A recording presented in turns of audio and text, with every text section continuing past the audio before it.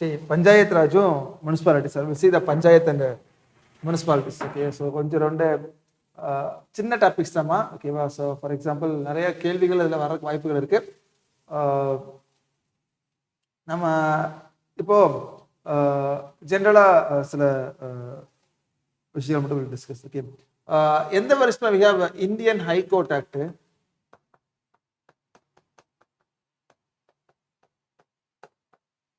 எந்த வருஷமா Indian high court act?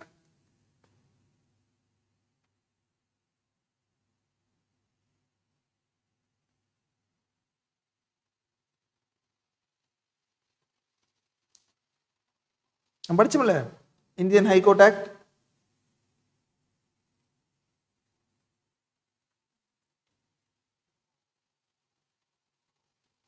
Indian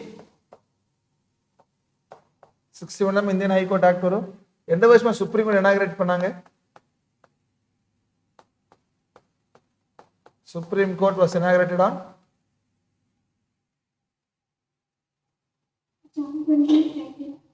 very good. So Jan 28,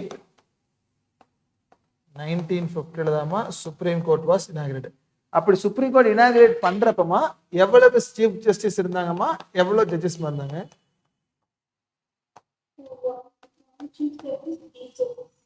8 or 7? 1 + 7 1 + 8 அம்மா? 1 + 7. குட். ஓகே, அதே மாதிரி இன்னைக்குமா ஒரு சுப்ரீம் கோர்ட் ஜட்ஜ் ஆகணும் அப்படின்னு சொன்னால் அவரோட குவாலிஃபிகேஷன்ஸ் என்னென்ன இருக்கணும், அவரோட தகுதிகள். ஒரு உச்ச நீதிமன்ற நீதிபதி ஆக வேண்டும் என்று சொன்னால் அவருடைய தகுதிகள் ரெண்டு ஆப்வியஸா ஃபர்ஸ்ட் என்னவா இருக்கும்? Very good. செகண்ட்மா 5 years of judge or 10 years advocate. Very good. Or very good ma, eminent jurist. So இந்த ரெண்டுல ஏதாச்சும் இருந்தாலும் என்ன ஆகலாம்? சுப்ரீம் கோர்ட் ஜட்ஜ் ஆகலாம். குட். அதே மாதிரி கொலீஜியம் அப்படிங்கிறதுலமா எவ்வளவு பேருமா இருப்பாங்க? 1 + 4 senior most judges தான் will be what? Collegium. So இந்த கொலீஜியம் தான் ஜட்ஜஸை ரெக்கமெண்ட் பண்ணுவாங்களாமா? அவங்க ரெக்கமெண்ட் பண்றவங்களை தான் யார் அப்பாயிண்ட் பண்ணுவாங்க? President will appoint. குட். அதே மாதிரி ஒரு வைஸ் பிரசிடென்ட் இருக்காரு வச்சுங்க, vice president. In case if you want to resign, எனக்கு இந்த வேலை வேண்டாம்னு சொல்லி ஒரு ராஜினாமா பண்ணாருனாமா, he will give his resignation to whom? To president. Good. இப்போ ஒரு வைஸ் பிரசிடென்ட்டை ரிமூவ் பண்ற மாதிரி நினைச்சாமா எவ்வளோ டேஸ் பிஃபோர் அவர் நோட்டீஸ் தரணுமா? 14 days. அவரை ரிமூவ் பண்றக்கூடிய அந்த ரெசல்யூஷன் தீர்மானம் என்பது எந்த ஹவுஸ்ல மட்டும்தான் கொண்டு வர முடியும்? ஒரு வைஸ் பிரசிடென்ட்டை ரிமூவ் பண்ணக்கூடிய ரெசல்யூஷன். Very good. ராஜ்யசபால. ராஜ்யசபால என்ன மெஜாரிட்டி பாஸ் பண்ணணும்?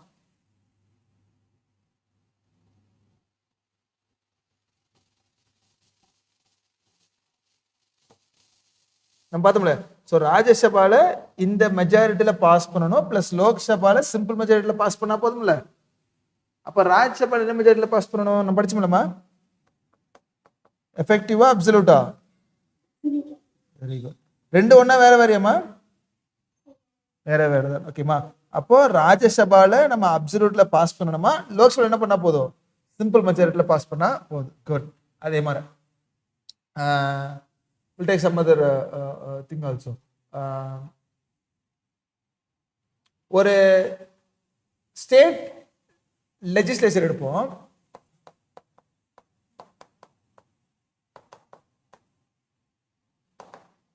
ஒரு ஸ்டேட் லெஜிஸ்லேச்சர். ஓகேமா. இப்போ ஆர்டினரி பில் இருக்குல்ல, ஒரு ஸ்டேட் லெஜிஸ்லேச்சர்ல சாதாரண மசோதா லெஜிஸ்லேட்டிவ் அசம்பிளியில கொண்டு வர வச்சுக்கோமா. இப்ப லெஜிஸ்லேட்டிவ் அசம்பிளியில இருந்து லெஜிஸ்லேட்டிவ் கவுன்சிலுக்கு போதுன்னு வச்சுக்கோங்களேன். இதுமா ஒரு ஆர்டினரி பில் சாதாரண மசோதா லெஜிஸ்லேட்டிவ் அசம்பிளி ஆரம்பிச்சுக்கு போதுமா லெஜிஸ்லேட்டிவ் கவுன்சிலுக்கு போகுது அப்படின்னா, லெஜிஸ்லேட்டிவ் கவுன்சில் எவ்வளவு நாட்களுக்குள்ள திருப்பி அனுப்பணும்னு நினைக்கிறீங்க அந்த பில்லை? 14 ordinary bill I'm asking ma'am. Money bill 14 days படிச்சிருப்போம். இப்போ இது எப்படி அஷ்யூம் பண்ணுறீங்கன்னா, இங்கே லெஜிஸ்லேட்டிவ் அசம்பிளினா பார்லிமெண்ட்ல என்ன நடத்துமா, லோக்சபா நடத்தும். லெஜிஸ்லேட்டிவ் கவுன்சில் பார்லிமெண்ட் நடத்தும், ராஜ்யசபா நடத்தும். இந்த மாதிரி அஷ்யூம் பண்ணிங்க. ஒரு ஆர்டினரி பில் சாதாரண மசோதா அசம்பிளிலையும் கொண்டு வரலாம், கவுன்சிலையும் கொண்டு வரலாம் இல்லமா. இப்போ அசம்பிளியில கொண்டு வந்த பில் எங்க போகுது, கவுன்சிலுக்கு போகுது. அப்ப எவ்வளவு டேஸ் குள்ளமா கவுன்சில் திருப்பி அசம்பிளிக்கு அனுப்பணுமான்னு கேட்கிறேன்.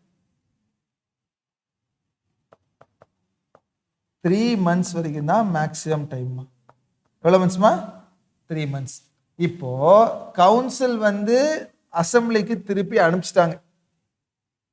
இப்ப கவுன்சில் சொன்ன ரெக்கமெண்டேஷன் ஆர் கவுன்சில் அதை ரிஜெக்ட் ஆர் கவுன்சில் அதை ரிட்டர்ன், இதெல்லாம் ஒண்ணுமே பண்ண முடியாதுமா ஆர்டினரி பில்லுக்கு கூட. ஃபர்ஸ்ட் இன்ஸ்டன்ஸ்ல கவுன்சிலிட்ட இருந்து அசம்பிளிக்கு வந்துச்சுனாமா 3 மாசம் வரைக்கும் கவுன்சில் ஹோல்ட் பண்ணலாம். 3 மாசம் ஆயிடுச்சுமா, எக்ஸ்ட்ரா இன்னும் 1 month ஹோல்ட் பண்ணலாமா அதிகபட்சம். அப்ப எவ்வளவு maximum council can hold ordinary bill, 4 months தான். ஓகே, இப்ப அசம்பிளியில இருந்து வந்த பில்லு கவுன்சிலுக்கு போகுது, அதனால எவ்வளவு மந்த் இருக்கு, 4 months. இப்ப நம்ம அப்படியே மாத்துவோம்.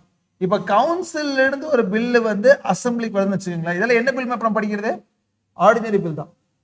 கவுன்சில் இருந்து ஒரு பில் அசம்பிளிக்கு வந்துச்சு அப்படின்னா அங்க நம்ம 3 months பிளஸ் 1 month வருமான்னு கேட்டா வராது. அசம்பிளி அதை ரிஜெக்ட் பண்ணலாம், என்ன வேணாலும் பண்ணலாம். அப்போ ஸ்டேட் லெஜிஸ்லேச்சர்ல ஆர்டினரி பில்லுக்கு கூட யாருக்கு பவர் ஜாஸ்தியா இருக்கும், லெஜிஸ்லேட்டிவ் அசம்பிளிக்கு தாமா. ஈவன் ஆர்டினரி பில்லுக்கு கூட பவர் எங்க அதிகமா இருக்கும், ஸ்டேட் லெஜிஸ்லேட்டிவ் அசம்பிளிக்கு தான் ஜாஸ்தியா இருக்கும். அதனாலதான் நமக்கு ஸ்டேட் லெஜிஸ்லேச்சர்ல ஜாயிண்ட் சிட்டிங் இருக்கா இல்லையாமா.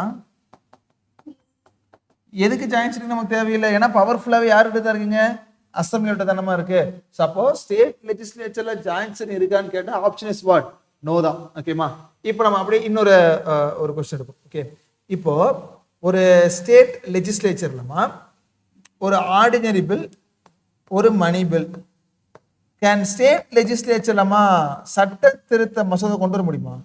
Can constitutional amendment bill be introduced in state legislature? No, sir. Because this can be introduced only in பார்லிமெண்ட்ல மட்டும் தாமா கான்ஸ்டிடியூஷனல் அமெண்ட்மெண்ட் பில்ல நம்ம என்ன பண்ண முடியும், இன்ட்ரோடியூஸே பண்ண முடியும். நார்மலா ஆர்டினரி பில்லையும் மணி பில்லையும் எங்க கொண்டு வர முடியும், உங்களோட ஸ்டேட் லெஜிஸ்லேச்சர்ல கொண்டு வர முடியும். Okay, good. இப்போ ஷெட்யூல் 2, ஷெட்யூல் 5, ஷெட்யூல் 6, அதாவது அட்டவணை 2, 5, 6, இந்த 3ல நான் அமெண்ட்மெண்ட் பண்ற மாதிரி இருந்தா, திருத்தம் பண்ற மாதிரி இருந்தா சிம்பிள் மெஜாரிட்டியாமா, ஸ்பெஷல் மெஜாரிட்டியா, இல்ல special majority half of the ஸ்டேட்ஸா? இந்த 3 ஷெட்யூல்ல சாதாரண பெரும்பான்மையா, சிறப்பு பெரும்பான்மையா, இல்ல சிறப்பு வித் ஹாஃப் ஆஃப் த ஸ்டேட்ஸாமா? Very good. அப்ப இது ஆர்டிகல் 368 வருமா வராதா? சிம்பிள்ல பண்ணா, சிம்பிள்ல பண்ணாமா நம்ம 3 பிடிச்சிருப்போம்ல, simple, special, special with. Simple எது கீழே வராது, 368 கீழே வராது. குட். இப்போ இதுவே நான் ஷெட்யூல் 7 அட்டவணை 7 என்னமா சொல்லுது, schedule, very good, division of powers. ஓகேமா, யூனியன், ஸ்டேட், தென் கன்கரண்ட், 3 பிரிச்சிருப்பீங்களாமா. இந்த கன்கரண்ட் அப்படிங்கிறது நம்ம யார்கிட்ட கடன் வாங்கணும், we borrowed concurrent from, very good. ஓகேமா, யூனியன்ல இன்னைக்கு பிரசன்ட்டா எவ்வளவு சப்ஜெக்ட்ஸ்மா இருக்கு, பிரசன்ட் யூனியன்ல பிரசன்ட்டா 90, வெரி குட். ஸ்டேட்ல பிரசன்ட்டாமா 9, வெரி குட். கன்கரண்ட்ல பிரசன்ட்டாமா 52 வருமா. ஓகேமா, இது பிரசன்ட். ஒரிஜினல் எவ்வளவு இருக்கு, ஒரிஜினல், வெரி குட்.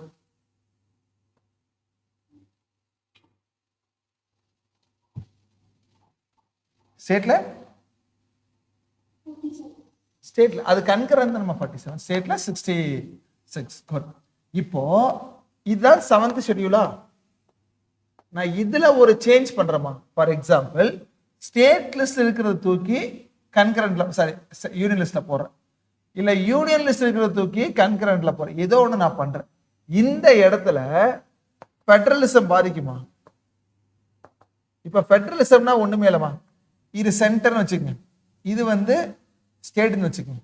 அதாவது இது யூனியன் ஒன்றிய அரசாங்கம், இது என்ன அரசாங்கமா? மாநில அரசாங்கம்.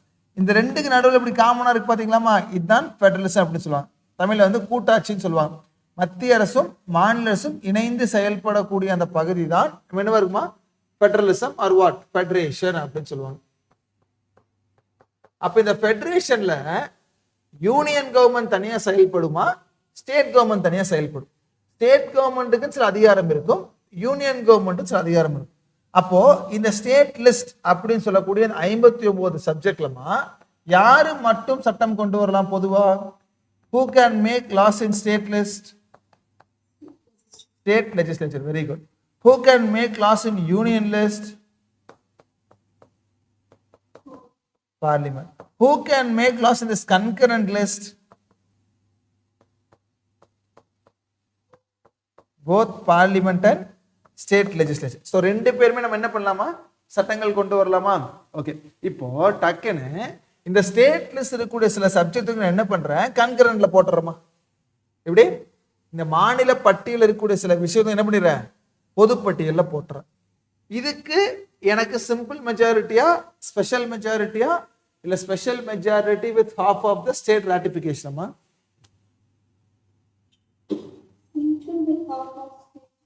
சிம்பிளா ஸ்பெஷலாமா? Special with half. எதுக்காக half of the state நான் கேட்கிறேன்னா, இந்த இடத்துல ஸ்டேட்ஸோட ரைட்ஸ் பாதிக்குதா இல்லையா? ஏன் அப்படின்னா 42nd அமெண்ட்மெண்ட் ஆக்ட் 1976 என்ன பண்ணுனாங்கன்னா, 5 ஸ்டேட் லிஸ்ட் இருக்கக்கூடிய சப்ஜெக்டை தூக்கி எங்க போட்டாங்களாமா? கன்கரண்ட் லிஸ்ட் தூக்கி போட்டாங்கம்மா. இப்படி 1900 எப்படின்னா இந்த year 42nd amendment act of 1976. இது முக்கியமான கேள்வி. அது 19 என்ன பண்ணாங்க? 5 list from state was put in list அம்மா, கன்கரண்ட்ல தூக்கி போட்டாங்கம்மா. அப்படி வந்து ஃபர்ஸ்ட் எதுனாமா உங்களுடைய எஜுகேஷன். அப்போ 1976 வரைக்கும் கல்வி அப்படி என்ன பட்டியல் எழுதிருக்குமா? அதுக்கப்புறம் எங்க வந்துருச்சு இப்போ? கன்கரண்ட். ஓகேமா. நெக்ஸ்ட் எதுனாமா? ஃபாரஸ்ட், காடுகள். தேர்ட் எதுனாமா? Weights and measures.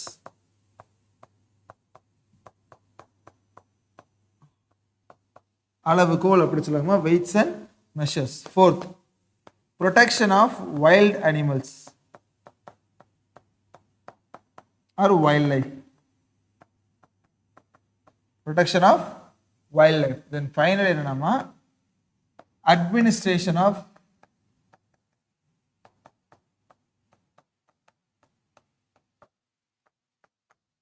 justice, composition of courts except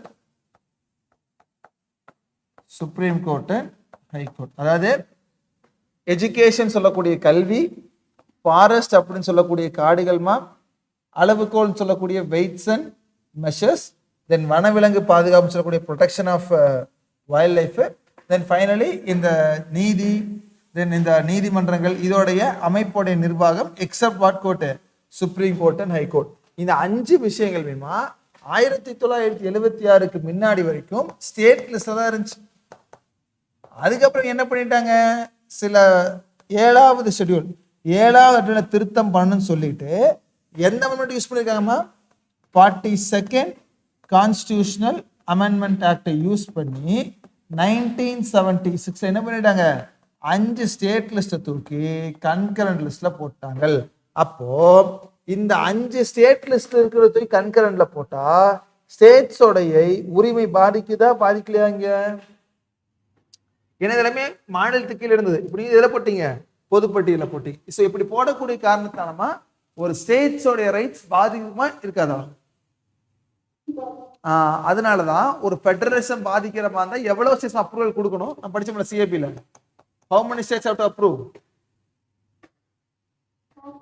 Very good. So more than half of the states have to accept it. Okay, அப்ப பாதிக்கும் மேற்படுமை அக்செப்ட் பண்றாங்க. இந்த படில என்ன ஆகுது? மாறுது. 42nd amendment is called as what constitution ma? Mini constitution. ஏன்னா எக்கச்சக்கமான திருத்தங்கள் அதுல பண்ணிருப்பாங்க. What constitution? Mini constitution அப்படின்னு சொல்லியிருப்பாங்க. ஓகேமா, குட். ஓகே, இப்போ அடுத்த ஒரு விஷயம். ஸ்பீக்கர் இருக்காருல்ல, speaker can he vote at first இன்ஸ்டன்ஸ்மா? முதல் எடுப்பில் ஓட்டு போடுவாரா?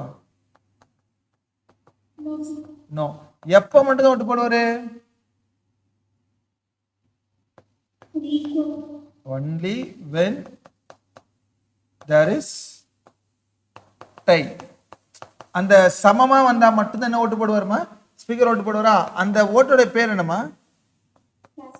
காஸ்டிங் ஓட், சம வாக்குன்னு சொல்லுவோமா? ஓகே, இப்போ ஒரு क्वेश्चन கேட்போம். ஸ்பீக்கரை ரிமூவ் பண்ற மாதிரி இருந்தா என்னமா? ஸ்பீக்கரை ரிமூவ் பண்ற மாதிரி இருந்தா எவ்வளவு டேஸ் பிஃபோர் ரெசல்யூஷன் தரணுமா? Very good, 14 days before resolution கொடுக்கும். இப்போ இன்னைக்கு நான் சபாநாயகரை ரிமூவ் பண்றேன்னு சொல்லிட்டுமா ஒரு ரெசல்யூஷனை கொண்டு வந்துட்டோமா? ஓகே, இந்த இடைப்பட்ட 14 நாள் காலகட்டத்திலமா அவர் சபாநாயகரா தொடர முடியாது. ஏன் தொடர முடியாது? அவரோட ரிமூவல் ரெசல்யூஷன் இன்னும் இருக்கு. இன்னும் ரிமூவலாம் பண்ண கிடையாதுமா, தீர்மானத்தை கொண்டு வந்திருக்காங்க. இந்த மாதிரி பதவி நீக்கம் பண்ணப்போ ஒரு தீர்மானம் மட்டும்தான் இருக்கு. அந்த தீர்மானம் நிறைவேறுதா இல்ல நிறைவேறலாங்கிறது பின்னாடி, அது செகண்டரி. பட் அந்த தீர்மானம் கொண்டு வந்துமா அந்த ரெசல்யூஷன் வந்து ப்ரொசீடிங்ஸ் இருக்கிறப்போ அவரால் என்ன கண்டினியூ ஆக முடியாது? ஸ்பீக்கரை கண்டினியூ ஆக முடியாது. அந்த இடத்துல ஃபர்ஸ்ட் இன்ஸ்டன்ஸ் ஓட்டு போடலாமான்னு கேட்டா தாராளமா போடலாம். ஏன்னா அப்புறம் என்னவா இல்லமா வரப்போ ஸ்பீக்கர் இல்லமா? புரிஞ்சலமா? சரி, பொதுவா வந்து அவர் ஸ்பீக்கரா இருக்கிறப்ப மட்டும்தான் ஃபர்ஸ்ட் இன்ஸ்டன்ஸ்ல ஓட்டு போட முடியாது. இப்போ அவரை ரிமூவ் பண்றதுக்காக மெம்பர்ஸ் எல்லாம் சேர்ந்துமா ஒரு ரெசல்யூஷன் கொண்டு வராங்க. அது மெஜாரிட்டியில பாஸ் பண்ணணுமா? சரி, ஒரு சபாநாயகர் இருக்கார்ல ஸ்பீக்கரை, அவர் ரிமூவ் பண்ற மாதிரி இருந்தா மினிமம் 50 மெம்பர்ஸா அந்த ரெசல்யூஷன் கையெழுத்து போடணும். அது சைன் பண்றது 50 பேர் இருக்கணும்.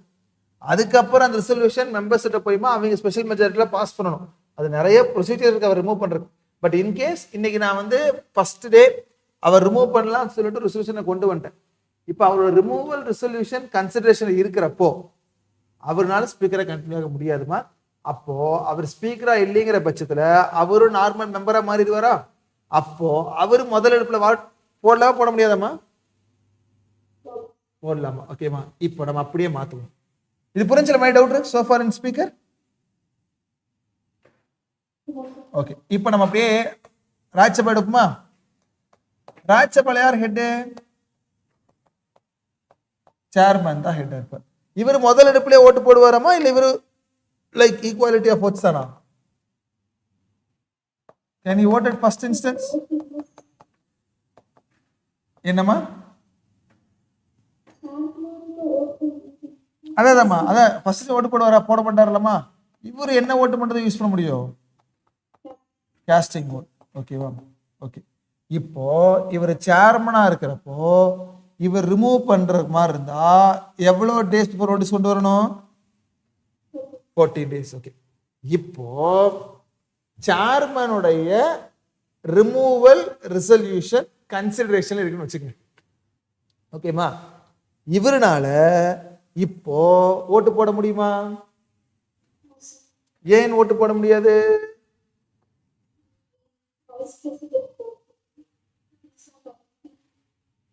குட், வேற நம்ம ஆன்சர் கரெக்ட்டுமா? ஏன்னா ஸ்பீக்கர் வந்து ஃபர்ஸ்ட் இன்ஸ்டன்ஸ்ல ஸ்பீக்கருக்கு மட்டும் தான் ஓட்டு போட முடியாது. ஸ்பீக்கருடைய ரிமூவல் ரெசல்யூஷன் இருக்கிறப்போ அவர் ஸ்பீக்கர் கிடையாதுமோ ஒரு நார்மல் மெம்பர் தான். அப்போ என்ன பண்ணலாம்? ஓட்டு போட்டுடலாம். அது கரெக்ட். இப்போ நான் என்ன கேட்குறேன்னா இதே தான் சேர்மனுக்கும். ஸோ அவர் சேர்மனா இருக்கிறப்போ ஃபர்ஸ்ட் இன்ஸ்டன்ஸ்ல ஓட்டு போட முடியாது. என்ன ஓட்டு மட்டும் தான் யூஸ் பண்ண முடியும்? காஸ்டிங் ஓட் மட்டும் தான் யூஸ் பண்ண முடியும். எவ்வளவு டேஸ் பிஃபோர் ரெசல்யூஷன் தரணும்னு சொல்லியிருக்காங்க? 14 days. இது எல்லாமே கணக்கு ஒன்று தான்.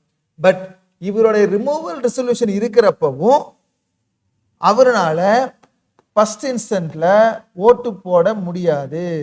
என்ன காரணமா இருக்கலாம்?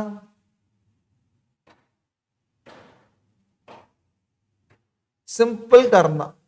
Is chairman a member of the house மா? அவர் மெம்பரா இருக்காரா இல்லையாமா?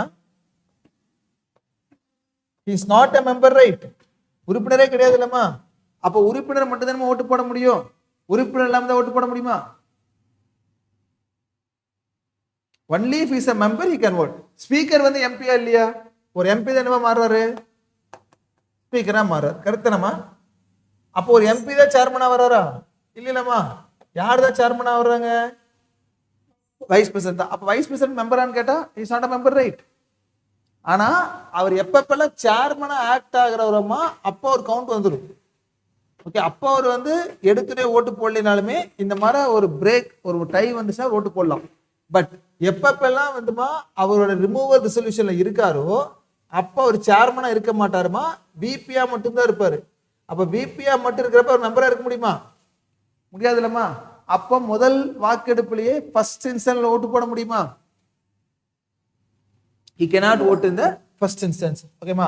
அப்ப சிம்பிளா அண்டர்ஸ்டாண்ட் பண்ணீங்க. ஸ்பீக்கரோட ரிமூவல் ரெசல்யூஷன் கன்சிடரேஷன்ல இருக்கிறப்போ ஸ்பீக்கர் தாராளமா ஓட்டு போடலாம். பட் ஒரு சேர்மனோட ரிமூவல் ரெசல்யூஷன் கன்சிடரேஷன் இருக்கிறப்போ அவர் என்ன பண்ண முடியாதுமா? he cannot vote because he is not a member. Okay ma'am, so any doubts in this thing ma?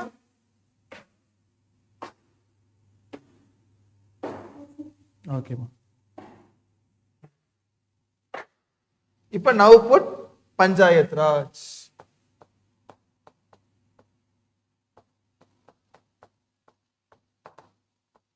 panchayat raj. Okay, நம்ம ஆல்ரெடி ஒரு ஆர்டிகல் படிச்சோம்லமா, ஆர்கனைசேஷன் ஆஃப் வில்லேஜ் பஞ்சாயத், கிராமப்புற பஞ்சாயத்து அப்படின்னு சொல்லிட்டு இதெல்லாம் படிச்சோம். ஆர்கனைசேஷன் ஆஃப் வில்லேஜ் பஞ்சாயத், கிராமப்புற பஞ்சாயத்தின் அமைப்பு அப்படின்னு சொல்ற article படிச்சோம்ல. which article?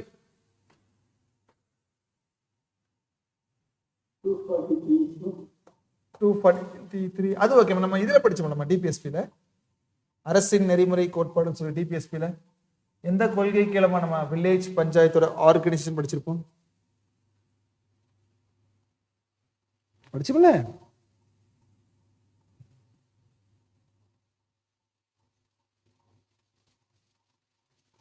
DPSP correct சொல்லுமா? Very good. ஸோ ஆர்டிகல் பாட்டு நம்ம படிச்சோம்லமா, ஆர்கனைசேஷன் ஆஃப் வில்லேஜ் பஞ்சாயத், கிராமப்புற பஞ்சாயத்துல அமைக்க வேண்டும். அத நம்ம ஆர்டிகல் பாட்டு சொல்லிருப்பாங்க. எந்த கொள்கைக்கு வரும்? which principle? காந்தியன் பிரின்சிபலுக்கு கீழே தான் வரும். ஓகேமா? ஓகே, இப்போ சிம்பிளா இது வந்து என்ன ஒரு கணக்கு நம்ம, அதாவது பஞ்சாயத்து ஒண்ணுமே it's called local self government அப்படின்னு சொல்லுவாங்கம்மா. உள்ளாட்சி அரசாங்கம் ஆர் லோக்கல் செல்ஃப் கவர்மெண்ட், இதுதான் நம்ம என்ன சொல்லுவோம்? Panchayat Raj. 73rd constitutional amendment act எந்த வருஷமா? 1990.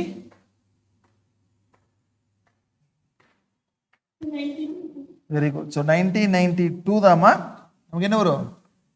பஞ்சாயத். குட். எந்த ஷெட்யூல்மா? 11th schedule. ஓகேவா? So 29 parts will be there in panchayat. இது சிம்பிளஸ்டான ஒரு இன்ட்ரோடக்ஷன் தான். ஓகேமா? சரி, அதாவது இப்போ எப்படி ஓகே நம்ம பஞ்சாயத்து எடுப்போமே, இது வந்து எந்த பட்டியலுக்கு இருக்குன்னு நினைக்கிறீங்கம்மா? யூனியன் லிஸ்ட் இருக்குமா, ஸ்டேட் லிஸ்ட் இருக்குமா, இல்ல கன்கரண்ட் லிஸ்ட் இருக்குன்னு நினைக்கிறீங்களா? மத்திய பட்டியலா, மாநில பட்டியலா, பொது பட்டியலாமா பஞ்சாயத்து அப்படிங்கிறது? கன்கரண்ட் பஞ்சாயத்து வராதுல்லம்மா, ஃபுல் அண்ட் ஃபுல் யாரு கீழே தான் இருக்கும்? ஸ்டேட் கீழே தான். ஓகேமா? ஸோ ஸ்டேட் லிஸ்ட்டுக்கெல்லாம் என்ன வரும்? Panchayat will be the. ஓகேவா? ஸோ இதுல கொஸ்டின் ஏரியா எப்படி கேட்கலாம்மா, இப்போ நீங்க அடுத்து எழுதக்கூடியதோ ரொம்ப முக்கியமான கொஸ்டின் ஏரியாவா இருக்கும். போட்டுமா, எவல்யூஷன் ஆஃப் பஞ்சாயத் ராஜ், எப்படியெல்லாம் இந்தியாவில் இந்த பஞ்சாயத் அப்படிங்கிற அமைப்பு பரிமாணம் ஆச்சு, ஃபார்ம் ஆச்சு பார்ப்போம்.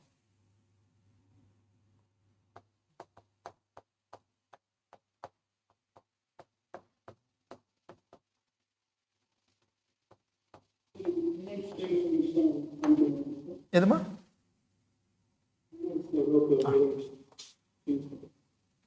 எழுதுங்க டேக் யூர் டைம். புரிச்சாலும் எழுதிங்க. Okay okay, now put evolution of panchayat. ஓகேமா, சரி இது எப்படி நம்ம பஞ்சாயத்தோட எவல்யூஷனை பொறுத்த வரைக்கும் இப்போ நம்ம சிம்பிளா எப்படின்னா திருத்தரமா 1947 பிஃபோர் வரைக்கும் ஸோ நம்ம வந்து பிரிட்டிஷ் அப்படிங்கிற கண்ட்ரிக்குள்ள தான் டைரக்டாக இருந்திருப்போம். ஸோ பிரிட்டிஷ் அரசாங்கம் இந்தியாவில் இருக்கிற பொழுது எப்படி ஒர்க் ஆகுனா, இப்போ வில் டேக் சிம்பிளஸ்டான ஒரு லாஜிக் எடுப்போம். நீங்கள் ஹிஸ்டரியில் படிப்பீங்கம்மா, முதல்ல 1600 1600 இந்த காலகட்டத்திலமா ஈஸ்ட் இந்தியா கம்பெனி அப்படின்னு சொல்லக்கூடிய கிழக்கிந்தியா கம்பெனி ஃபார்ம் ஆயிருப்பாங்க. ஓகேமா, 1608 இந்த காலகட்டத்துக்குள்ளமா இந்தியாவுக்குள்ள நான் வர்த்தகம் பண்றோம், நாங்க ட்ரேட் பண்ண வர்றோம் அப்படின்னு சொல்லிட்டு இந்தியாவுக்குள்ள வருவாங்க. ஆனா அப்ப பெர்மிஷன் கொடுத்துருக்க மாட்டாங்கம்மா. கிட்டத்தட்ட 1611 12 பர்மிஷன் கிடைச்சிருதுமா. என்ன பண்ண ஆரம்பிச்சிட்டாங்க, இந்தியாவில வர்த்தகம் ட்ரேட் மட்டும்தான் பண்ண வரேன்னு சொன்னாங்க. திட்டத்திட்டமா ஒரு 17th செஞ்சுரி, அதாவது 16th 16ஆம் நூற்றாண்டுல இருந்து 17ஆம் நூற்றாண்டு இந்த செஞ்சுரி வரைக்குமேமா லிட்ரலி ஈஸ்ட் இந்தியா கம்பெனி தான் நம்மளை ரூல் பண்ணியிருப்பாங்க. இப்போ ஈஸ்ட் இந்தியா கம்பெனினா ஒண்ணுமே இல்லைம்மா, பிரிட்டிஷ் இருக்கலாமா. ஸோ பிரிட்டிஷ் அப்படிங்கிற ஒரு நாடு இருக்கு. அந்த பிரிட்டிஷ் அப்படிங்கிற நாட்டில இருந்து ஒரு கம்பெனி ஒரு ஒரு வியாபாரம் பண்றதுக்காக உருவாக்கப்பட்ட ஒரு கம்பெனி தான் கிழக்கிந்திய கம்பெனி. ஸோ இவங்க என்ன பண்றாங்க, பிரிட்டிஷ்ல அந்த கம்பெனி ஆரம்பிச்சு பிரிட்டிஷ்ல வந்து அப்போ குயின் எலிசபெத் 1 இருப்பாங்க அந்த அம்மா. அந்த குயின் எலிசபெத் 1 அந்த அம்மாட்ட பெர்மிஷனை வாங்கிட்டு இந்த மாதிரி நாங்கள் இந்தியா மாதிரி ஒரு இப்போ ஃபார் எக்ஸாம்பிள் பிரிட்டிஷ் இங்க இருக்கும். ஓகேம்மா, ஜாகிரபிக்கல் ஏரியா பாக்குறப்பமா ஸோ இந்தியா வந்து இங்க இருக்கும். நாங்க வந்து கிழக்க போய் வர்த்தகம், ஏன்னா இதுல பெஸ்டா நமக்கு இது ஈஸ்ட் வச்சுங்க, இங்கிருந்து வரப்போ ஈஸ்ட் கணக்கு தானமா வரும். ஸோ அப்போ நாங்க கிழக்குல போய் வர்த்தகம் பண்ண போறோம் அப்படின்னு சொல்லிட்டு இந்த கிழக்கு இந்தியா கம்பெனி ஆரம்பிச்சிருப்பாங்க. ஸோ ஆரம்பிக்கிறாங்க, இந்தியாவுக்குள்ள வர்றாங்க, வர்த்தகம் பண்ணாங்கம்மா. ஸோ வர்த்தகம் பண்றப்போ ஒரு சில என்ன இருக்க ஆரம்பிச்சிட்டாங்கன்னா இந்தியாவை ரூல் பண்றதுக்கு ஆரம்பிச்சிடுறாங்க. திட்டமா 1773 இருந்து 1857 ஸோ எக்ஸாக்டா இந்த காலகட்டம் வரைக்கும் India was ruled by East India company தான், கிழக்கு இந்தியா கம்பெனி தான். 1857க்கு அப்புறம் தாமா ஒரு பெரிய புரட்சி நடக்கும். இட்ஸ் கால்ட் கிரேட் ரிவால்ட் அப்படின்னு சொல்லுவாங்க. இந்த கிழக்கிந்திய கம்பெனிகளை எதிர்த்துமா இந்தியாவில் சில நபர்கள் எல்லாம் சண்டை போட்டிருப்பாங்க. அதுலதான் நம்ம ஃபேமஸா இருக்கக்கூடிய ராணி லட்சுமி பாய் ஆகட்டும், தென் பகதூர் ஷா டூ ஆகட்டும், தாந்தியா தோப், நானா ஷாஹிப், இந்த மாதிரி நிறைய நபர்கள் சண்டை போட்டிருப்பாங்க. பட் அந்த போர் நம்ம எதிர்பார்த்த மாதிரி நடந்திருக்காதுமா. இவென்ச்சுவலி பிரிட்டிஷ் கிழக்கிந்திய கம்பெனி ஜெயிச்சிருப்பாங்க. அப்போ பிரிட்டிஷ் கிழக்கிந்திய கம்பெனி ஜெயிச்சாலும் இப்ப பிரிட்டிஷ் அரசாங்கம் என்ன யோசிச்சாங்கன்னா, இனி நீங்க கம்பெனி ரூல் பண்ண வேண்டாம், இந்தியாவை என்ன பண்றோம், நாங்களே டைரக்டா ரூல் பண்றோம்னு சொல்லிட்டுமா இங்கிலீஷ், அதாவது பிரிட்டிஷ் கண்ட்ரி நம்ம டைரக்டா ரூல் பண்ண ஆரம்பிச்சாங்க. இந்த காலகட்டமாமா 1857 கிட்டத்தட்ட 1857 இருந்துமா 1947 வரைக்கும் India was under the complete control of British government. சரி, ரெண்டு டிஃபரன்ஷியேட் பண்ணிக்கணுமா. வர்த்தகம் பண்ண வந்து இந்தியாவுக்குள்ள 1857 வரைக்கும் நம்மளை ஆட்சி பண்ணது பிரிட்டிஷ் அரசாங்கம் கிடையாது. பிரிட்டிஷ் அரசாங்கத்தினால் உருவாக்கப்பட்ட என்ன கம்பெனிமா, இஐசின்னு சொல்லக்கூடிய ஈஸ்ட் இந்தியா கம்பெனி தான் ரூல் பண்ணாங்க. அது இன்டைரக்டா ரூல் பண்ணிருப்பாங்கம்மா. இது எப்படி ஒர்க் ஆகுனா, இப்போ பிரிட்டிஷ் கவர்மெண்ட் கீழே யார் இருப்பாங்கம்மா, இந்த இசின்னு சொல்லக்கூடிய ஈஸ்ட் இந்தியா கம்பெனி. இவங்க யார் ரூல் பண்ணாங்க, இந்தியாவை ரூல் பண்ணாங்க. அப்ப என்னது ஹெட்டே வந்து பிரிட்டிஷ் கவர்மெண்ட் தான். அப்ப இந்தியாவை ரூல் பண்ணது இவங்க ரூல் பண்ணது இவங்க இன்டைரக்டா இருந்தாங்க. எது வரைக்கும், 1857 வரைக்கும். ஆனா 1858 என்ன பண்ணிட்டாங்கம்மா, கிழக்கிந்திய கம்பெனி வேண்டாம்னு சொல்லிட்டு யார் டைரக்ட் ரூல் பண்ண ஆரம்பிச்சிட்டாங்க, பிரிட்டிஷ் கவர்மெண்ட் டைரக்ட் ரூல் பண்ணாங்க. எந்த வருஷத்துக்கு, ஆல்மோஸ்ட் 1847. ஸோ இந்த காலகட்டம் வரைக்கும் என்ன பண்ண வச்சாங்க, நம்ம டைரக்டா ரூல் பண்றதுக்கு ஆரம்பிச்சிட்டாங்க. திட்டமா பிரிட்டிஷ் கவர்மெண்ட் 1947 இந்த காலகட்டம் வரைக்கும் இந்தியாவில் இருக்கிறப்போ நமக்கு எப்படின்னா பெருசா வந்து ஒரு கவர்மெண்ட் அப்படிங்கிற ஃபார்ம் எப்படின்னா யூனிலேட்டரலாக தான் இருக்கும். யூனிலேட்டரல்னாமா ஒரே டயர் அரசாங்கமாக தான் இருக்கும். ஸோ இப்போ வந்து நமக்கு 2 டயர் கவர்மெண்ட் இருக்காமா? இப்போ நம்ம 2 டயர் 3 டயராமா? 3 அடுக்கு அரசாங்கமா இல்லை 2 அடுக்கு அரசாங்கமா? 3 டயர் கவர்மெண்ட் வச்சுக்குவோம். ஹெட் எந்த கவர்மெண்ட் இருப்பாங்க? யூனியன் கவர்மெண்ட் இருப்பாங்களாமா? அவங்களுக்கு கீழே எந்த கவர்மெண்ட் வேலை செய்வாங்கம்மா? ஸ்டேட் கவர்மெண்ட் வேலை செய்வாங்களாமா? அவங்களுக்கு கீழே எந்த கவர்மெண்ட் இருப்பாங்க? பாவியஸா லோக்கல் கவர்மெண்ட், விச் மீன்ஸ் உங்க பஞ்சாயத்தும் முனிசிபாலிட்டிஸ். இப்படி தானே இப்போ இருக்கு. ஆனா பிரிட்டிஷ் காலகட்டத்திலமா இதெல்லாம் ஏதாச்சும் இருக்குமாமா? எதுவுமே இருக்காது. எது மட்டும் தான் இருந்திருக்கும்? ஒன்னே ஒண்ணு மேல யூனியன் கவர்மெண்ட், அதுவும் பிரிட்டிஷ் கவர்மெண்ட். அந்த கவர்மெண்ட் மட்டும் தான் இருந்துச்சு. அப்ப விடுதலைக்கு முன்னாடி வரைக்கும் நமக்கு இந்த பஞ்சாயத் அண்ட் முனிசிபாலிட்டிஸ் பெரிய முக்கியத்துவம் இருந்திருக்குமான்னு கேட்டாமா பெரிய முக்கியத்துவமே இருந்திருக்காது. அப்ப என்ன பண்றதுக்கு ஆரம்பிச்சாங்கன்னா, ஸோ இண்டிபெண்டன்ஸ்க்கு அப்புறம் வந்து சரி ஓகே இனியும் நம்ம வந்து உள்ளாட்சி அரசாங்கம் ஒன்று அமைக்காவிட்டால் அடிப்பட்ட அது அடிமக்களுக்கு ஒரு அரசாங்கம் போய் சேரதான்னு சொல்லிட்டுமா நிறைய குழுக்கள் போட்டிருப்பாங்க, நிறைய கமிட்டிஸ் மாதிரி போட்டு ஸோ எப்படி எப்படியெல்லாம் இந்த பஞ்சாயத்து அப்படின்னு அமைப்பை வந்து மக்களுக்கு எடுத்துட்டு போகலாம்னு சொல்லிட்டுமா lot of committees was put. அப்படி போடப்பட்ட முதல் கமிட்டியோடைய பெயர் தான்மா பல்வந்த் ராய் மெக்தா கமிட்டி அப்படின்னு சொல்லுவாங்க. Balwant Rai Mehta committee.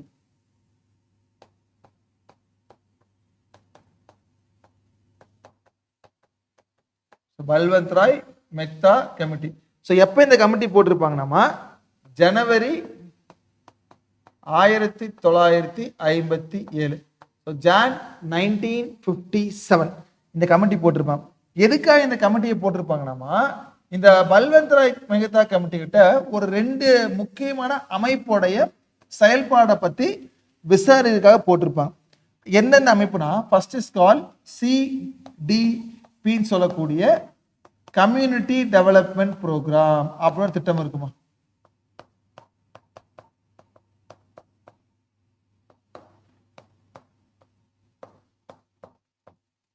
Community development program ஓகேமா? அதாவது இந்த சமுதாய மேம்பாட்டு திட்டம் அப்படின்னு சொல்லக்கூடிய இந்த கம்யூனிட்டி டெவலப்மெண்ட் ப்ரோக்ராம் எப்போ உருவாக்கியிருப்பாங்கன்னா 1952 உருவாக்கியிருப்பாங்க. இந்த வருஷமா ஸோ இந்த year 1952 which was at community development programme. இது ஒண்ணுமே இல்லைம்மா, இப்போ ஒரு கம்யூனிட்டி அப்படின்னா இந்த இடத்துல எப்படி நாம கவர்மெண்ட் கணக்கு வச்சுக்கணும் ஓகேவா? So central government, state government, local government, அந்த கடைசி கீழே இருக்கக்கூடிய லோக்கல் கவர்மெண்ட்டை தான் நம்ம என்ன சொல்லுவோம்? கம்யூனிட்டின்னு சொல்லுவோம். அப்போ ஒவ்வொரு கிராமப்புறத்துல ஒவ்வொரு பகுதியை சூஸ் பண்ணி அந்த பகுதியுடைய மேம்பாட்டை பத்தி டெவலப் பண்றதுக்காக கொண்டு வந்ததாமா CDPன்னு சொல்லக்கூடிய கம்யூனிட்டி டெவலப்மெண்ட் ப்ரோக்ராம். எப்போ ஆரம்பிச்சாங்க? நமக்கு 1952. இது ஃபர்ஸ்ட். செகண்ட் எதுனாமா தேசிய விரிவாக்க சேவைன்னு சொல்லக்கூடிய NES, that is your national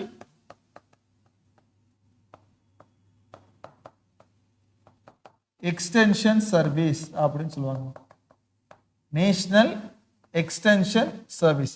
so தேசிய விரிவாக்க சேவை 1953 இந்த சேவை உருவாக்குனாங்க. ஸோ 1953 என்ன பண்றாங்க? தேசிய விரிவாக்க சேவை ஓகேமா? அப்போ இந்த கமிட்டி போடப்பட்ட வருஷம் எப்பன்னு கேட்டாமா 1957. ஸோ 2 முக்கியமான விஷயத்தை பத்தி படிக்கிறத தான் கமிட்டி போட்டிருக்காங்கம்மா. ஃபர்ஸ்ட் எதுமா கம்யூனிட்டி டெவலப்மெண்ட் ப்ரோக்ராம், செகண்ட் எதுமா நேஷனல் எக்ஸ்டென்ஷன் சர்வீஸ். ஸோ இந்த 2ஐயும் படிச்சு பார்த்து இதோட ஒர்க்கிங் எப்படி இருக்கு, இதுல நம்ம எது பெட்டரா டெவலப் பண்ணலாமா, இல்லை இதே ஏதாச்சும் ஒரு மாற்றம் பண்ணலாமான்னு சொல்லிட்டுமா ஒரு கமிட்டியை போடுறாங்க. எந்த மாசம் கமிட்டி போட்டாங்க? ஜான் 1957 இது ஃபார்ம் ஆகுது. இந்த 2ஐயும் படிச்சு பார்த்துட்டு இவங்க எப்போ அந்த சப்மிட் பண்றாங்க நம்ம ரிப்போர்ட்டை? நவம்பர் 1947. அப்ப என்ன பண்ணாங்க அவங்க? சப்மிட்டட் தி ரிப்போர்ட் ஓகேமா? ஸோ இந்த இடத்துல தான் ரிப்போர்ட்டை சப்மிட் பண்றவங்க என்ன முதல்ல பயன்படுத்தினாங்கன்னா டெமோக்ராட்டிக் டீசென்ட்ரலைசேஷன்.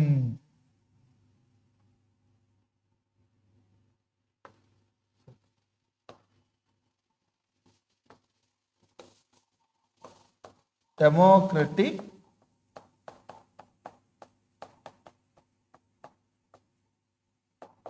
டீசென்ட்ரலைசேஷன் அப்படின்னா ஒண்ணுமே இல்லைமா, ஜனநாயக பரவலாக்கம் அப்படின்னு சொல்லுவாங்க. ஓகேமா, இப்போ டீசென்ட்ரலைசேஷனே பேர் வந்துருச்சு. அப்போ சென்ட்ரல் கவர்மெண்ட் மட்டும் இருக்கக்கூடாது, அதோட அதிகாரம் ஸ்டேட்டுக்கு கொடுக்கணும், அதோட அதிகாரம் லோக்கல் கவர்மெண்ட் கொடுக்கணும். அந்த அதிகாரத்தை பிரிச்சு தராங்களமா, அதுதான் ஜனநாயக பரவலாக்கம் சொல்லக்கூடிய டெமோக்ராட்டிக் டீசென்ட்ரலைசேஷன். இந்த டெமோக்ராட்டிக் டீசென்ட்ரலைசேஷன் தான் பின்னாடி அவங்க என்னன்னு சொன்னாங்கன்னா பஞ்சாயத் ராஜ் அப்படின்னு சொன்னாங்க. என்ன ராஜ் சொல்றாங்கம்மா?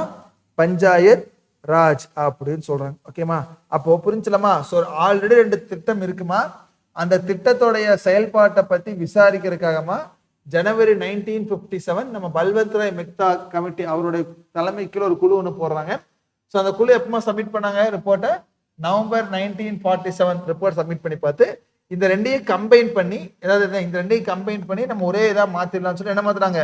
டெமோக்ராட்டிக் டீசென்ட்ரலைசேஷன், ஜனநாயக பரவலாக்கத்தை உருவாக்க வேண்டும் என்று சொல்லி அந்த ஜனநாயக பரவலாக்கத்தினுடைய பெயரை தான் என்ன ராஜ்னு மாத்தினாங்க? நமக்கு பஞ்சாயத் ராஜ் அப்படின்னு சொல்லி மாத்துறாங்க. ஓகேமா, இப்போ நிறைய ரெக்கமெண்டேஷன் கொடுத்துருப்பாங்கம்மா. நம்ம ரெக்கமெண்டேஷன்ல தேவையில்லை. இந்த மாதிரி 3 அடுக்கு அரசாங்கம் கொண்டு வாங்க, டிஸ்ட்ரிக்ட் கலெக்டர் வந்து ஹிட்டா போடுங்கன்னு சொல்லிட்டு நிறைய ரெக்கமெண்டேஷன் பெருசா தேவையில்லை.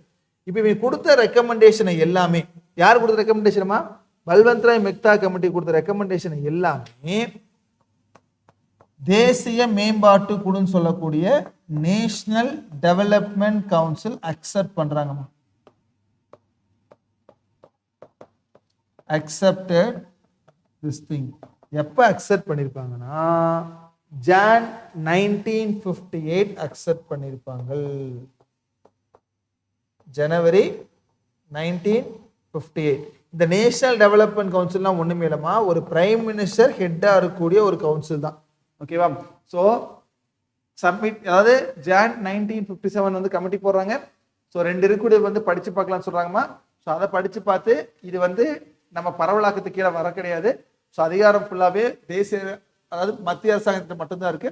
ஸோ அந்த மத்திய அரசாங்கத்துக்கு அந்த அதிகாரம் வந்து கீழே இருக்கக்கூடியவங்களுக்கு வரணும்னு சொல்லிட்டுமா என்ன பண்ணாங்க? என்ன டீசென்ட்ரலைசேஷன் பண்ணாங்க? ஸோ ஜனநாயக பரவலாக்கம் சொல்லக்கூடிய டெமோக்ராட்டிக் டீசென்ட்ரலைசேஷன் பண்றாங்கம்மா. அதான் என்னன்னு பேர் மாறிச்சு நமக்கு பின்னாடி? பஞ்சாயத் ராஜ் அப்படின்னு மாறி. ஸோ இவங்க கொடுத்த ரெக்கமெண்டேஷனை ஃபுல்லாவே யார் அக்செப்ட் பண்ணான்னு சொல்லிக்கிட்டா யாரும் பண்றாங்க? தேசிய மேம்பாட்டுக்குழுன்னு சொல்லக்கூடிய நேஷனல் டெவலப்மெண்ட் கவுன்சில். எப்போ அக்செப்ட் பண்றாங்க? ஜான் 1958 அப்ப அதை அக்செப்ட் பண்ணாங்கம்மா. இதை அக்செப்ட் பண்ணி முடிச்சதுக்கு அப்புறமா இந்தியாவில் முதல்லமா பஞ்சாயத் ராஜ் அமைத்த மாநிலம் எதுன்னு கேட்பாங்க. ராஜஸ்தான் இருக்கலாமா? ராஜஸ்தான் தாமா first state to have panchayat Raj. எப்ப ஆரம்பிச்சாங்க? எக்ஸாக்டா அக்டோபர் 2, 1959. ஓகேவா? சோ நாகூர் அப்படிங்கிற டிஸ்ட்ரிக்ட்ல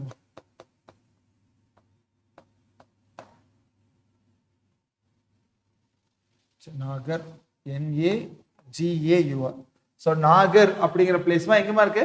Rajasthan. which is the first state in India to have panchayat rajma. Rajasthan தான். எப்ப கொண்டு வந்திருக்காங்க? எப்ப இனாகிரேட் பண்ணாங்க? அக்டோபர் 2, 1959. ஓகேமா, ஃபர்ஸ்ட். செகண்ட் மாநிலமா இத ராஜஸ்தானை தொடர்ந்து இரண்டாவதா வந்த மாநிலம் எதுனாமா? ஆந்திர பிரதேஷ். அதுக்கப்புறம் ஆல்மோஸ்ட் எல்லா மாநிலமே வந்திருக்கும். ஓகேமா, அப்ப பல்வந்த் ராய் மெக்தா ரொம்ப சிம்பிள் தானமா? Any doubts in Balwant Rai Mehta committee?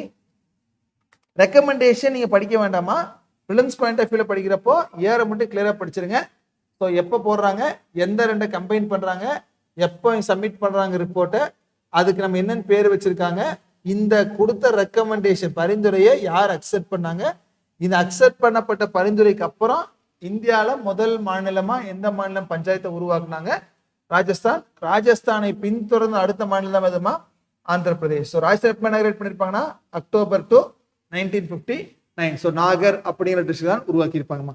So இதுதான் ஃபர்ஸ்ட் கமிட்டிமா. என்ன கமிட்டிமா?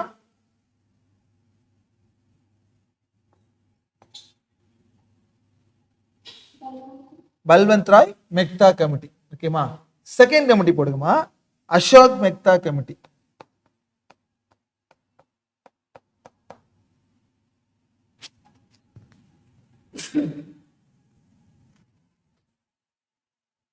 அசோக் மெக்தா கமிட்டி.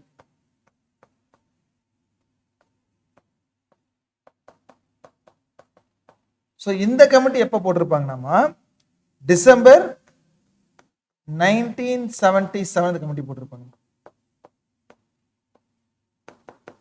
டிசம்பர் 1977 இந்த கமிட்டி போட்டிருப்பாங்கம்மா. எப்போ சப்மிட் பண்ணியிருப்பாங்கன்னா ஆகஸ்ட் 1978 சப்மிட் பண்ணியிருப்பாங்க. ஸோ இந்த கமிட்டி போடப்பட்டது டிசம்பர் 1977. எப்பமா சப்மிட் பண்றாங்க? ஆகஸ்ட் 1978. மொத்தமா எவ்வளவு பரிந்துரை கொடுத்திருப்பாங்கன்னா டோட்டலா ரெக்கமெண்டேஷன் 132 ரெக்கமெண்டேஷன் கொடுத்திருப்பாங்க. எவ்வளவுமா? 132 ரெக்கமெண்டேஷன். ஓகேமா. பட் அசோக் மெக்தா கமிட்டியை பொறுத்து நம்ம பெருசா எழுத வேண்டாம். ஏன்னா இவங்க கொடுத்த எந்த ஒரு ரெக்கமெண்டேஷனுமே அரசாங்கம் ஏற்கலாமா. ஓகேவா. ஸோ எப்ப சப்மிட் பண்ண மட்டும் பாத்துங்க. 1977 கமிட்டி போடுறாங்க. ஆகஸ்ட் 1978 அறிக்கையை சப்மிட் பண்றாங்கம்மா. பட் எவ்வளவு ரெக்கமெண்டேஷன் கொடுத்துருக்காங்க? 132. பட் பெரும்பான்மையான எந்த ஒரு ரெக்கமெண்டேஷன் அக்செப்ட் பண்ணல, கவர்மெண்ட் அக்செப்ட் பண்ணல. அரசாங்கம் ஒரு சின்ன மாறுதல் ஆயிருக்கும். ஓகேமா, அதை அக்செப்ட் பண்ணல. இது செகண்ட் கமிட்டியாமா. தென் மூணாவது கமிட்டி போடுங்க. ஜி.வி.கே. ராவ் குழுன்னு சொல்லுவாங்க.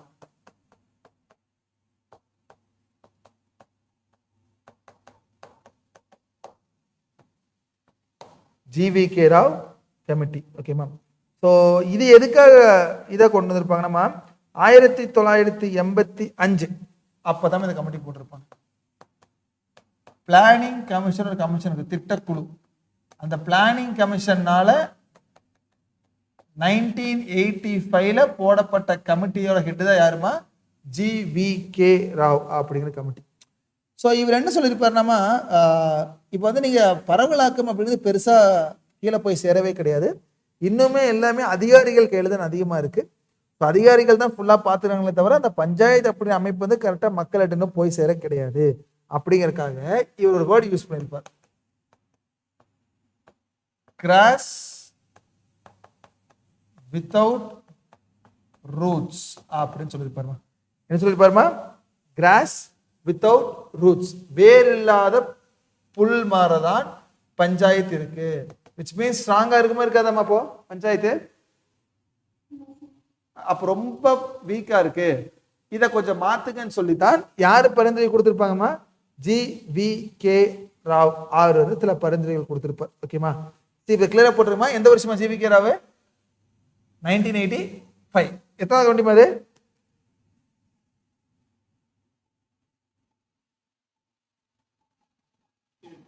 தேர்ட். ஓகேமா. இப்ப அடுத்து ஃபோர்த் போடுங்கம்மா. ஃபோர்த் அடுத்த பர்சன் யாருன்னாமா டான்ட்வாலா கமிட்டி குழு போட்டிருப்பாங்க. டான்ட்வாலா குழு. இதெல்லாம் கமிட்டியோடைய பேருமா வருஷமா அவ்வளவுதான். ஸோ டான்ட்வாலா குழு எப்போ போட்டிருப்பாங்கன்னா 1978 போட்டிருப்பாங்க. 1978 என்ன குழு வரும்? டான்ட்வாலா குழுங்கிற குழு போட்டிருப்பாங்க. ஓகேமா. ஸோ அதுக்கப்புறம் என்ன ஒரு குழுனாமா உங்களுடைய ஹனுமந்த் ராவ்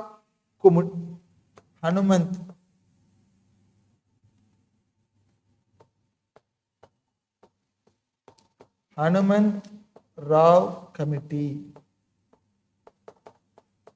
அதை போட்டிருப்பாங்க 1984. இந்த ரெண்டு கமிட்டி மட்டும் பார்த்துக்குமா. ஏன்னா இந்த ரெண்டு கமிட்டியுமே வந்து பார்த்தீங்கன்னா நீங்க இதுக்குள்ளதான் படிப்பீங்க, இதுக்குள்ள ஜி.வி.கே. ராவ்க்குள்ள தான் படிச்சிருப்பீங்க. பட் வருஷம் மட்டும் கிளியரா போட்டு வச்சுக்கோங்க. ஸோ ஜி.வி.கே. ராவ் தாமா தேர்ட் கமிட்டி 1985. அந்த ஜி.வி.கே. ராவ் கமிட்டிக்குள்ள சப் கமிட்டி 2 கமிட்டி போட்டிருப்பாங்க. அதுல ஒருத்தர் யாருமா? டான்ட்வாலா குழு எப்போ போட்டிருக்காங்கம்மா? 1978. செகண்ட் ஹனுமந்த் ராவ் குழு எப்பமா? 1984. ஓகேமா. சரி, இப்போ அதுக்கப்புறம் இதுக்கு அடுத்த போட்ட டவுட் இருக்காம கமிட்டியோட இயர்ஸ் பேர்ல எழுதினீங்கன்னா ஃபர்ஸ்ட் வந்து பல்வந்த் ராய் போட்டிருப்பீங்க. நெக்ஸ்ட் யாருமா? அசோக் மெக்தா கமிட்டி. தேர்ட் யாருமா? ஜி.வி.கே. ராவ். ஜி.வி.கே. ராவ் வருஷமா? 85. குட். யாருனால போடப்பட்ட கமிட்டிமா? ஜி.வி.கே. ராவ் கமிஷன். ஓகேமா. அவர் தான் என்ன வேர்ட் யூஸ் பண்ணிருப்பாரு? Grass without roots. அந்த ஜிவிகே குழுக்குள்ளேயே ஆல்ரெடி 2 சப் கமிட்டி போட்டிருப்பாங்கம்மா. ஸோ டான்ட்வாலா குழு எப்போ போட்டிருப்பாங்க? 1978. ஹனுமந்த்ராவ் குழு எப்போ? 1984 தான் போட்டிருப்பாங்க. ஓகேவா? இப்போ இதுக்கு அடுத்த கமிட்டி எதுமா இல்லைண்ணா, நீ 4, 5 புரிதலுக்காக போட்டுக்கோங்கம்மா. பட் அதுவுமே ஜிவிகே ராவுக்குள்ளதாமா இருக்கும். இல்லை விட்டுருங்க, நீங்க வந்து 1, 2 போட்டுக்கோங்க. ஜிவிகே ராவுக்குள்ள 1, 2 போட்டுக்கோங்க. சப் கமிட்டி மாதிரி போட்டுக்கோங்க. Okay, then next 4th LM Singhvi committee.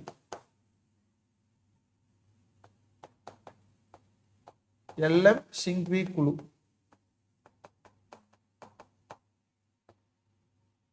LM Singhvi குழு இது எப்ப போட்டிருப்பாங்கன்னா 1986 போட்டிருப்பாங்க. 1986 போடப்பட்ட குழு தான் LM சிங்வி குழு. இது என்ன கான்செப்ட்ல போட்டிருப்பாங்கன்னா, பஞ்சாயத் ராஜை வந்து நம்ம மறுமலர்ச்சி பண்ண வேண்டும் சொல்லிட்டு ரீவைட்டலைசேஷன் ஆஃப் பஞ்சாயத் அப்படின்னு சொல்லியிருப்பாங்க. ரீவைட்டலைசேஷன் மறுமலர்ச்சி நடத்தணும்.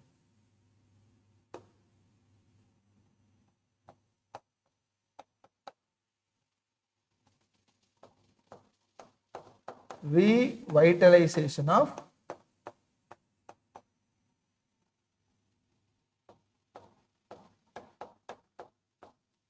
Panchayat Raj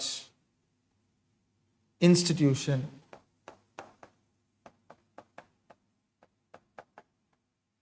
For democracy and development அப்படிங்கிற தீம்.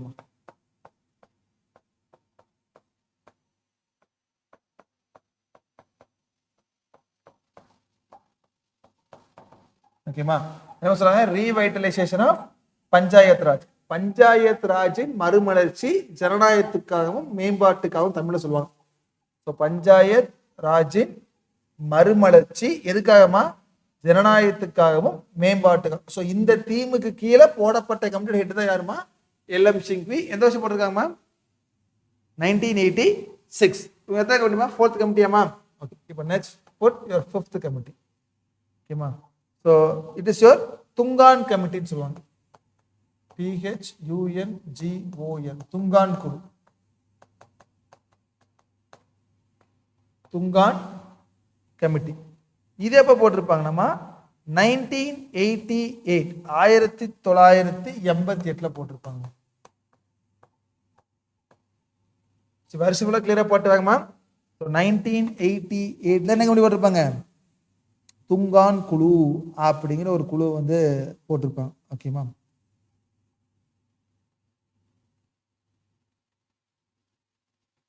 தென் கடைசியா போடப்பட்ட குழு தான் ஒரு 6th காட்கில் குழு.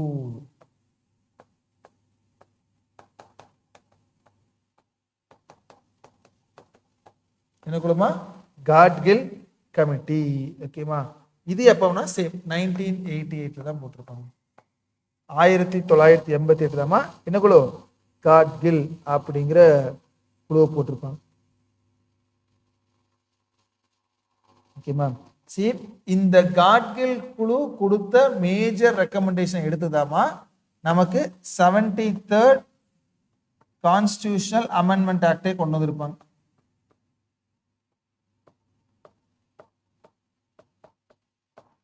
ஏன்னா 1992 வரைக்குமா பஞ்சாயத்து இருக்கு.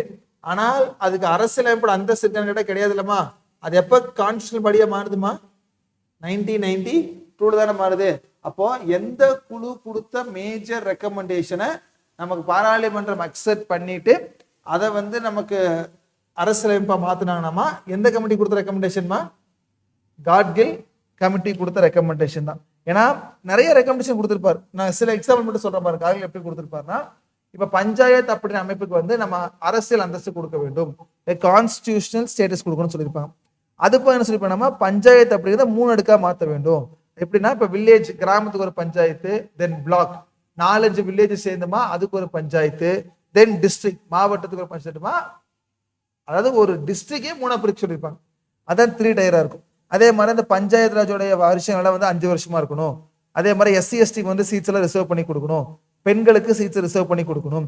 அதே மாதிரிமா இவங்க தனிப்பட்டு செயல்படக்கூடிய அந்த நிதியெல்லாம் நீங்க அலோகேட் பண்ணி கொடுக்கணும். எப்படி வந்து மத்திய அரசாங்கத்து நிதி ஆணையம் இருக்கோ அதே மாதிரி மாநில அரசாங்கத்துக்கு நிதி ஆணையம் நிறைய ரெக்கமெண்டேஷன் கொடுத்துருப்பாங்க. ஸோ இந்த பரிந்துரையை ஃபுல்லா எடுத்துட்டு தாமா 73rd கான்ஸ்டியூஷனல் அமெண்ட்மெண்ட் ஆக்டை யார் உருவாக்குனாங்க? கவர்மெண்ட் உருவாக்கியிருப்பாங்க. ஓகேமா? இப்போ இந்த 73rd கான்ஸ்டியூஷனல் அமெண்ட்மெண்ட் ஆக்ட் உருவாக்கக்கூடிய எவல்யூஷன் போடுதுமா. இப்போ இதோட எவல்யூஷன் போடுங்க. இதுவரை புரிஞ்சலாமா? அந்த கமிட்டிஸே ஃபர்ஸ்ட் கமிட்டி எதுமா போட்டிருப்பீங்க? முதல் குழு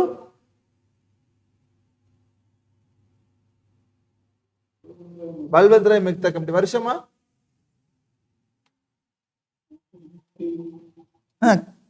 எப்பமா கமிட்டி ஃபார்ம் பண்ணாங்க?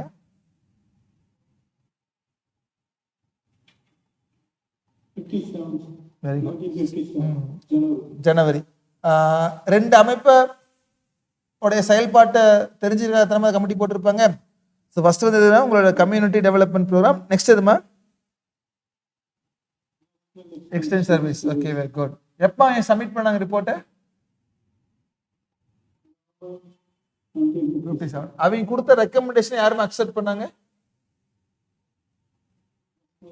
When council. எப்போ அக்செப்ட் பண்ணாங்க?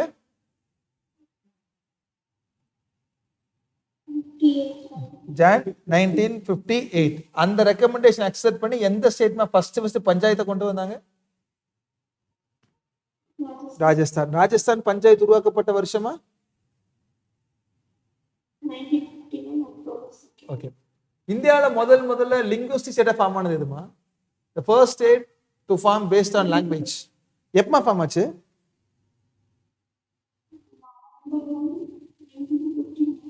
நவம்பர் 1 வரும். வெரி குட்மா. சி அது வந்துமா அக்டோபர் 1, 1953 வந்து நமக்கு ஆந்திர பிரதேஷ் அப்படிங்கிற ஒரு மாநிலம் லிங்குவிஸ்டிக்ல ஃபார்ம் ஆயிருக்கு. இது எப்படினாமா அக்டோபர் 2, 1959 நமக்கு என்ன ஃபார்ம் ஆயிருக்கும்? ராஜஸ்தான்ல பஞ்சாயத்து அப்படின்னு ஃபார்ம் ஆயிருக்கு. இப்போ ரெண்டும் ஒரே மாசம் தாமா, வருஷம் மட்டும் வேற வேற மாதிரி இருக்கும். ஓகே. அதுக்கப்புறம் மூணாவது செகண்ட் போடப்பட்ட கமிட்டிமா அசோக் மெக்தா கமிட்டி. எவ்வளவு ரெக்கமெண்டேஷன் கொடுத்தாங்க? 132. Very good. தேர்ட் போடப்பட்ட committee GVK Rao. Who said grass without roots?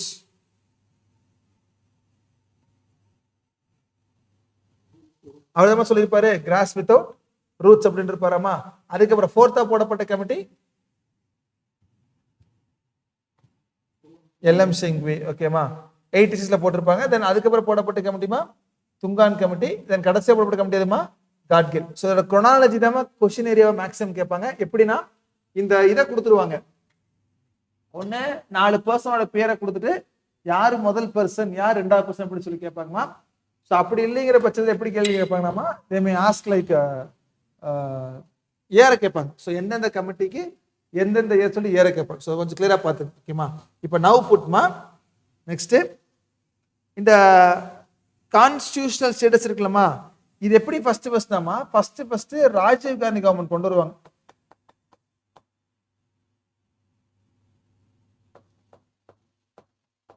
இது ஒரு டைம் பிலிம்ஸ்ல கேட்டிருந்தாங்கம்மா. முதல்ல என்ன கவர்மெண்ட்மா? ராஜீவ் காந்தி கவர்மெண்ட். அதுக்கப்புறம் அங்க நிறைவேறாம செகண்டா விபி சிங் அரசாங்கம் கொண்டு வந்திருப்பாங்க. அந்த கவர்மெண்ட்லயும் நிறைவேறி இருக்காது. கடைசியா தாமா நம்ம சவுத் இந்தியாவில இருந்து பிரைம் மினிஸ்டரான ஃபர்ஸ்ட் பர்சன் யாருமா? The first person from South India to become the prime minister? Very good. Narasimha Rao.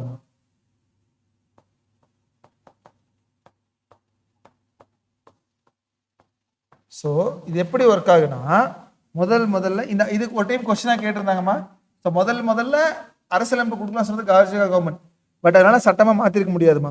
அவங்க என்ன பண்ணிருப்பாங்கன்னா மசோதாலாம் கொண்டு வந்திருப்பாங்க. ஓகேவா? பட் அந்த மசோதா நிறைவேறி இருக்காதுமா.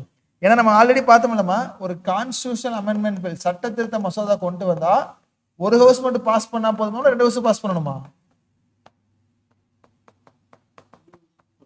சிம்பிளா ஸ்பெஷல் மெஜாரிட்டி அம்மா 2 ஹவுஸ்மே. Very good. ஓகேமா?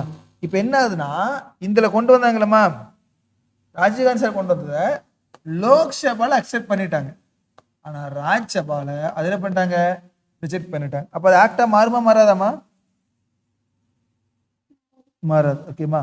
அதுக்கப்புறம் நம்ம விபி சிங் அரசாங்கம் வருது. அவர் என்ன பண்றாரு, சரி நானாவது ஒரு கான்ஸ்டியூஷனல் பாடிக்கு என்ன பண்றேன், ஒரு கான்ஸ்டியூஷன் ஸ்டேட்டஸ் வாங்கி தரேன்னு சொல்லட்டுமா, அவரும் பில்ல கொண்டு வந்திருப்பாருமா. ஓகேவா.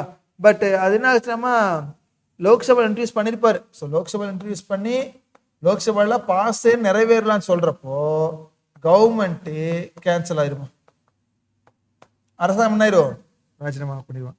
அதுக்கப்புறம் கடைசியா தான் யார் வருவாங்கம்மா, நம்மளுடைய நரசிம்மராவ். இவர் தான் 73rd கான்ஸ்டியூஷனல் அமெண்ட்மெண்ட் ஆக்ட் 1992ல பாஸ் பண்ணிருப்பாருமா.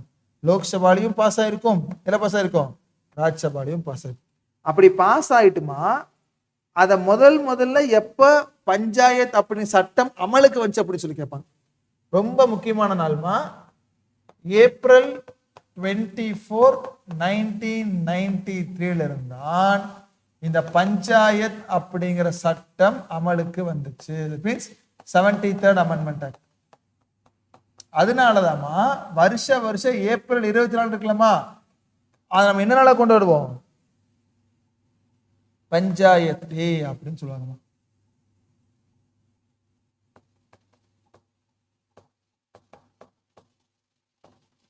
ஏப்ரல் 24 நம்ம இன்னும் படிச்சோம்லமா, ஞாபகம் இருக்கா? we studied April 24. எதுமா ஒரு வெரி குட்மா. ஸோ அது எப்பமா, ஏப்ரல் 24. Very good. நமக்கு இந்த கேஸ் படிச்சோம்லமா, அது எந்தப்பா, யசோனந்தா பாரதி கேஸ், அந்த வழக்கு தான். எந்த விஷயம், மினர்வா மில்ஸ் கேஸ், மினர்வா மில்ஸ் வழக்கு. இந்த கேஸ் நம்ம எதுக்கு படிச்சோம், மினர்வா மில்ஸ் வழக்கு 1948 இல்லைம்மா, அதுக்கப்புறம் தான் நம்ம வரும். டிபிஎஸ்பி பெருசா எஃப்ஆர் பெருசாமா, டிபிஎஸ்பி பெருசா எஃப்ஆர் பெருசாமா? அப்படின்னு சொன்ன கேஸ் எந்த கேஸ், 1980 வந்துருக்கோம் அந்த கேஸ். ஸோ டிபிஎஸ்பி பெருசா எஃப்ஆர் பெருசுன்னு ஒரு வழக்கு வர்றப்போ ஒண்ணுக்கு ஒண்ணு பெருசு கிடையாது. ஒரு குதிரை வண்டிக்கு எப்படி வந்து 2 சக்கரம் ஒரே மாதிரி இருக்குமோ அதே மாதிரி இந்திய அரசியலமைப்புலமா டிபிஎஸ்பியும் எஃப்ஆர் ஒரே மாதிரி தான் இருக்கு அப்படின்னு சொல்லிட்டுமா, இந்த ரெண்டையும் ஒரே மாதிரி பாருங்கன்னு சொன்ன வழக்கு என்ன வழக்கு, நமக்கு மினர்வா மில்ஸ் வழக்கு. குட். அதுக்கப்புறம் எந்த வருஷம் பெருபாரி வழக்கு, வெரி குட், 1960 தான் பெருபாரி வழக்கு. ஸோ இந்த வழக்கு நம்ம என்ன படிச்சோம், பிரியாம்பிள் வந்து இந்தியாவோட ஒரு அமைப்பா இல்லையாமா? Very good. ஓகேமா. எல்ஐசி வழக்கு எந்த வருஷமா, 1995ல படிச்சிருப்போம். ஓகேமா. முதல்ல பிரியாம்பிள் முகவரி ஆரம்பிச்ச மாநிலம் எதுமா, கண்ட்ரி எதுமா, the first country to have preamble? Very good. So America தாமா முதல்ல என்ன ஆரம்பிச்சாங்க, பிரியாம்பிள ஆரம்பிச்சிருப்பான். ஓகேமா. பிரியாம்பிளுடைய வார்த்தைகளை சொல்ல முடியுமா, ஆர்டரா, பிரியாம்பிளுடைய அந்த வார்த்தைகள் ஆர்டரா, முகவரி படிச்சிருக்கோம்லமா. சரி நான் உங்களுக்கு சிம்பிளா சொல்றேன் பாருங்கம்மா. நேத்துல இன்னைக்கு வந்து குரூப் 1 கவுன்சிலிங் முடிஞ்சிருக்கு. ஸோ என்னுடைய ஒரு 3 ஸ்டூடெண்ட்ஸ் வந்துமா they have attended group 1 counselling அவங்களுக்கு கிடைச்சிருக்கு இப்போ. ஸோ அந்த 3 பர்சன் 2% இன்டர்வியூ போயிருக்காங்க. இன்டர்வியூ போனப்ப அவங்ககிட்ட கேட்ட முதல் கேள்வி 2 பேர்த்துட்டையுமே பிரியாம்பிள வந்து அப்படியே ஆர்டர் மாத்தாம சொல்லுங்கன்னு கேட்டிருக்காங்க. இதான் இன்டர்வியூலமா குரூப் 1 இன்டர்வியூ உள்ள போன கேட்ட முதல் கொஸ்டின். எதுக்கு நாம பிரியாம்பிள பொறுத்த வரைக்கும் அந்த வார்த்தை நம்ம மாத்தவே கூடாதுமா, அங்க எப்படி இருக்கோ அப்படித்தான் இருக்கும். அப்ப ஃபர்ஸ்ட் என்ன வரும்,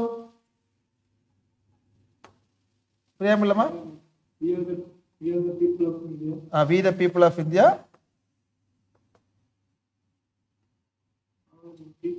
அந்த வேர்ட் மட்டும் சொல்லுமா, சாவியாரிட்டி ஃபர்ஸ்ட் வருமாமா, தென் செகண்ட் மா socialist, very good. So Soviet, socialist, secular, democratic, republic, triple S DR அப்படின்னு சொல்லுவாங்க. ஓகேமா. இந்த வார்த்தைகள் மாறிடவே கூடாதுமா. ஓகே. 1976 42nd அமெண்ட்மெண்ட் ஆக்ட் பிரியாம்பிள முதல்ல திருத்தம் பண்ணி ஒரு 3 வேர்டு ஆட் பண்ணாமமா? என்னென்ன வேர்ட் மேட்ச் பண்ணோம் பிரியாம்பிள்ல? Very good. அது ஆர்டர் மாற்றக்கூடாதுமா. Socialist, secular, then what, integrity அப்படிங்கிற ஒரு 3 வேர்டு என்ன பண்ணிருப்போம், ஆட் பண்ணிருப்போம். Okay ma'am. ஓகே, இப்போ அதுக்கப்புறம் நினைப்போம் இதை விடுங்க, நம்ம இதே முடிப்போம். இப்போ எப்பமா வந்து அது சட்டமா மாறிச்சு? ஏப்ரல் 24, 1973. ஸோ அதனால தான் என்ன டே நம்ம செலிப்ரேட் பண்றோம்?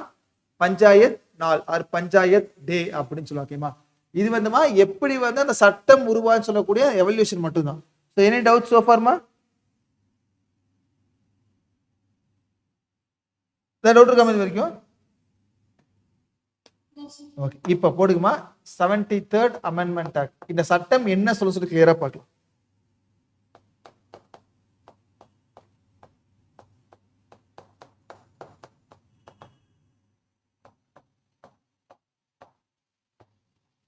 இந்த சட்டத்துக்கு கீழே தாமா நமக்கு என்னென்ன வந்திருக்குன்னா, ஃபர்ஸ்ட் பார்ட்டே வரும். எந்த பார்ட் பஞ்சாயத்து பத்தி சொல்லுது? ஆர்டிகல்மா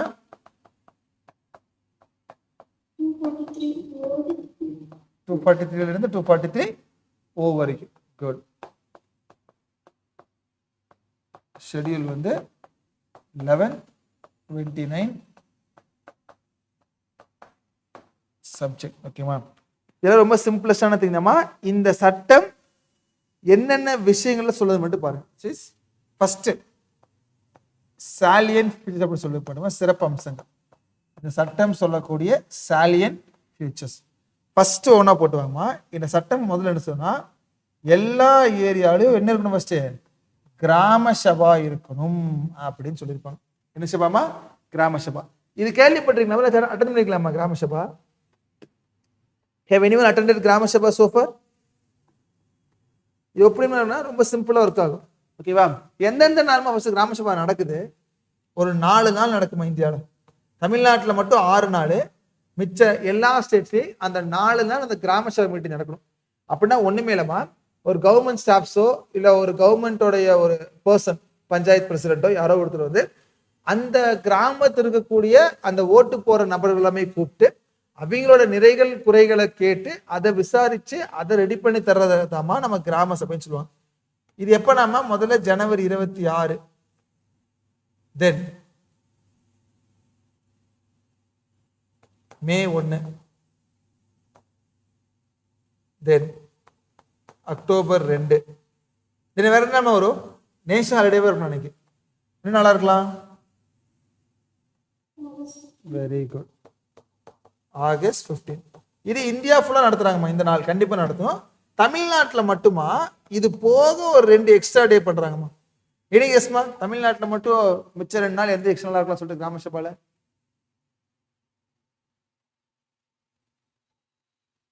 ஏன்னா மிச்சம் எல்லா நாட்டிலையும் மிச்சம் எல்லா மாநிலத்திலையும் 4 நாள் மட்டும்தான். தமிழ்நாட்டில் மட்டும் எவ்வளோ டேஸாமா? 6 days. அப்போ ஜஸ்ட் கோ அண்ட் see. தமிழ்நாட்டில் இது போக 2 எக்ஸ்ட்ரா நாள் வந்துமா எந்த நாள் நடத்துறாங்க அப்படின்னு சொல்லி. ஓகேமா, அப்ப 73rd அமெண்ட்மெண்டோட ஃபர்ஸ்ட் என்ன சொல்றாங்கம்மா, எல்லா பஞ்சாயத்து கொண்டு வரக்கூடிய மாநிலத்துக்கு கண்டிப்பா என்ன இருக்குமாமா, கிராம சபை ஆர் கிராம சபா இருக்கணும் அப்படின்னு சொல்லியிருப்பாங்க. ஓகேமா, தென் செகண்ட் ஃபீச்சர்ஸ் போடுங்கம்மா. Elections to members and chairpersons.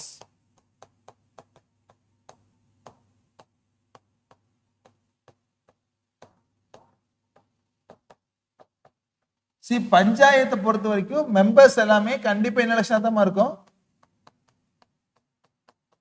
என்ன எலெக்ஷன் தான் இருக்கும்? வார்டு மெம்பர்ஸ் நம்ம சொல்றோம்ல, சோ ஃபுல் என்ன எலெக்ஷன் தாமா? டைரக்ட் தான். இந்த சேர்பர்சனை பொறுத்த வரைக்குமா அந்த ஸ்டேட் கவர்மெண்ட் முடிவு பண்றதுதான். சில டைம் டைரக்டா இருக்கலாம், சில டைம் எப்படி இருக்கலாம், இன்டைரக்டா இருக்கலாம். அப்போ ஒரு நபர்கள், ஒரு குழு, பஞ்சாயத்து அப்படின்னு அமைப்புடைய இந்த வார்டு மெம்பர்ஸ், இந்த வார்டு மெம்பர்ஸ் ஃபுல்லா ஆர் பிரசிடென்ட் ஃபுல்லா இந்த மாதிரி போஸ்டிங் ஃபுல்லாமே டைரக்டா அப்பாயிண்ட் பண்ணிடுவாங்கம்மா. மக்களை சூஸ் பண்ணி மக்களே ஓட் பண்ணி எடுத்துருவாங்க. பட் இந்த சேர்பர்சனை பொறுத்த வரைக்குமா அந்த ஸ்டேட் கவர்மெண்ட் முடிவு பண்றதும், வெதர் வந்து டைரக்டா போடலாமா இல்ல இன்டைரக்டா போடலாமா. ஓகேமா, இது அவங்களோட ஸ்டேட்டோட கவர்மெண்டோட விருப்பம் அப்படின்னு சொல்லிட்டாங்க. ஓகேமா, தேர்ட் ஃபீச்சர் ரிசர்வேஷன். பஞ்சாயத்து இடஒதுக்கீடு இருக்கா இல்லையா பெண்களுக்கு?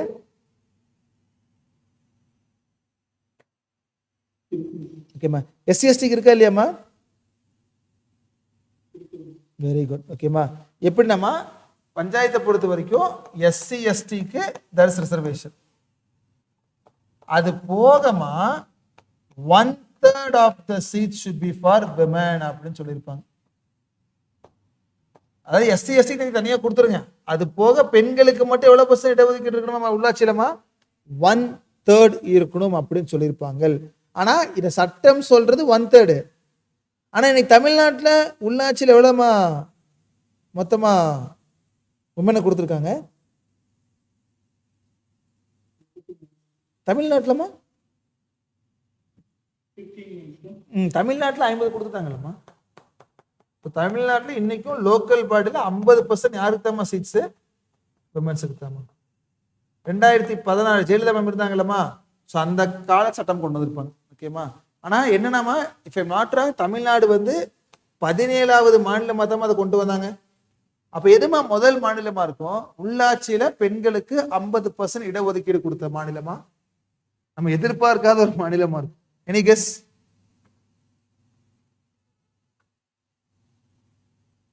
சும்மா கெஸ் பண்ணி பாருங்க. வேணா உங்களுக்கு ஒரு க்ளூ தரலாமா? இன்னைக்கும் மக்கள் தொகை அடர்த்தி பாப்புலேஷன் டென்சிட்டி அதிகமா இருக்கக்கூடிய மாநிலம் அதுதான்.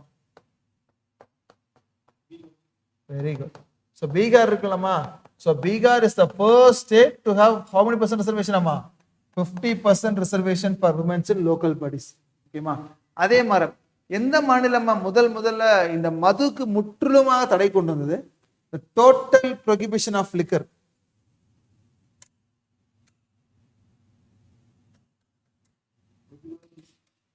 குஜராத்லமா பிரைவேட்ல வந்து அவங்க லைக் வித் லைசன்ஸோட யூஸ் பண்ணிக்கலாமா? இன்னைக்கு வரைக்கும் பிரைவேட்ல யூஸ் பண்ணலாம்.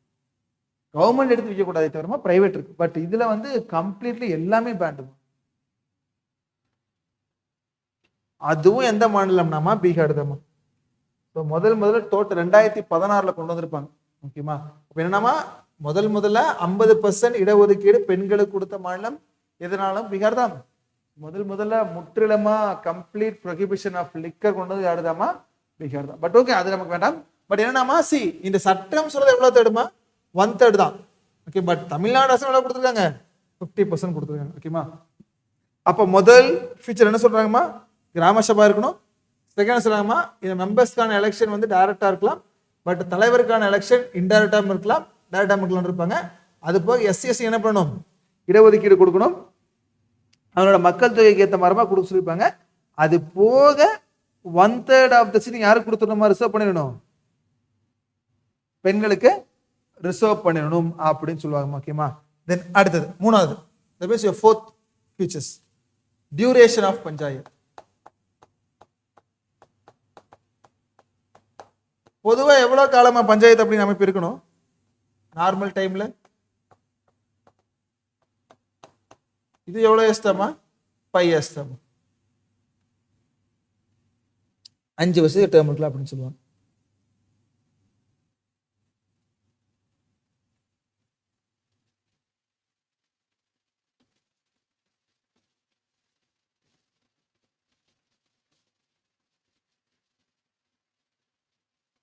Okay ma'am. இப்போ ஒரு கொஸ்டின் கேட்பா. இப்போ 5 வருஷம் வந்து பஞ்சாயத்துன்னு வச்சுங்க. எவ்வளோ வருஷம் இருக்குமா? 5 years. இப்போ 3 வருஷத்துலமா பஞ்சாயத்து அப்படிங்கிறது கலைஞ்சிடுதுமா. அது இந்த அமைக்கப்பட்ட பஞ்சாயத்தோட மெம்பர்ஸ் இறந்துடுறாங்க, ஏதோ ஒரு காரணத்தை அந்த பஞ்சாயத்து கலைஞ்சிடும். மறுபடியும் புதுசா பஞ்சாயத்தை உருவாக்குனாங்கன்னா 2 வருஷம் மட்டும்தான் இருப்பாங்களாமா? இல்ல உருவானது மறுபடியும் 5 years இருப்பாங்களா? கொஸ்டின் புரிஞ்சுலாமா? இப்போ பஞ்சாயத்து ஃபார் எக்ஸாம்பிள் இன்னைக்கு 2024 தமிழ்நாட்டில் உள்ளாட்சி வைக்கிறாங்க. எது வரைக்கும் வேலிடா இருக்கும்? 2029 வரைக்கும் இருக்கணும். இப்போ என்ன அது 2027 இந்த உருவாக்கப்பட்ட பஞ்சாயத்து கலைஞ்சிருதுமா. பேலன்ஸ் எவ்வளவு வருஷமா இருக்கும்? 2 years இருக்குமா? 8, 9. புதுசா உருவாக்கப்படக்கூடிய பஞ்சாயத்து இந்த பேலன்ஸ் மட்டும்தான் இருப்பாங்களாமா? இல்ல உருவானது 5 years இருப்பாங்களாமா?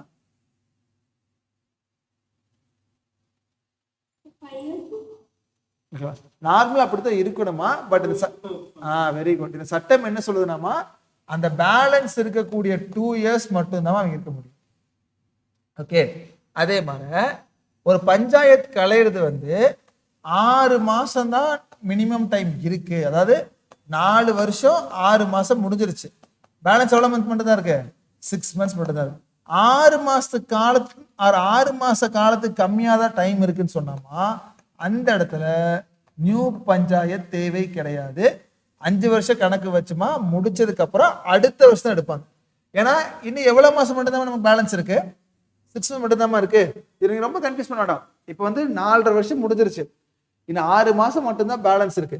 அப்படி இன்கேஸ் 6 மாசம் மட்டும்தான் பேலன்ஸ் இருக்குங்கிற பட்சத்துல கண்டிப்பா அந்த இடத்துல ரெகுலேஷன் வைக்க மாட்டாங்க. ஏன்னா டைம் எவ்வளவு கம்மியா இருக்குமா? 6 months 6 monthsக்கு கம்மியாத்தனமா இருக்கு. இப்போ 4 வருஷமா இப்ப இந்த இடத்துல அந்த பஞ்சாயத்து வந்து கேன்சல் ஆயிடுச்சுமா. இப்போ எலெக்ஷன் வைப்பாங்களா மாட்டாங்களா? வைப்பாங்க. ஏன்னா பேலன்ஸ் எவ்வளவு இருக்குமா? 1 year. அவ்வளவுதாம்மா. அப்ப 6 மாசத்துக்கு கம்மியா தான் எலெக்ஷன் வைக்க மாட்டாங்கம்மா. அப்படியே பஞ்சாயத்து நடுவுல கலைஞ்சிட்டு தேர்தல் வச்சாலும் 5 years கண்டினியூ ஆகாது. அந்த கலைக்கப்பட்ட பஞ்சாயத்து எவ்வளவு வருஷம் இருக்கோமா அதே டைம் தான் இவனும் கண்டினியூ ஆகிற மாதிரி. ஓகேமா? ஸோ அதனாலதான் இது நிறைய இன்டெப்தா இருக்கு. பட் நீ 5 years போட்டு வச்சுக்கமா, இது புரிதலுக்கு வச்சுங்க. டியூரேஷன் நார்மல் டைம்ல 5 years இருக்கு. ஓகேமா? தென் அதுக்கப்புறம் 5th சொல்லுங்கம்மா. இல்ல டிஸ்ட்ரிபியூஷன் எப்படினாமா, இப்ப சிம்பிள். ஃபார் எக்ஸாம்பிள் இப்போ பஞ்சாயத்துடைய வார்டு மெம்பர்ஸ் தான் வந்து அப்பாயிண்ட் வச்சுக்கலாமா. இப்ப அவங்க மேல வந்து கட்சி தாவல் தடை சட்டமோ அந்த மாதிரி சட்டம் எல்லாம் போட்டு டிஸ்குவாலிஃபை ஆகாதுமா, கிடையாது. இன்கேஸ் மெம்பர்ஸ் இறந்துடுறாங்கம்மா, இல்ல மெம்பர்ஸ் வந்து இந்த வேலை விட சொல்லி ராஜினாமா பண்ணிட்டு போயிடுறாங்கம்மா, அந்த மாதிரி கேஸ்ல தான் கலையுமா. ரொம்ப ரேர் கேஸ்.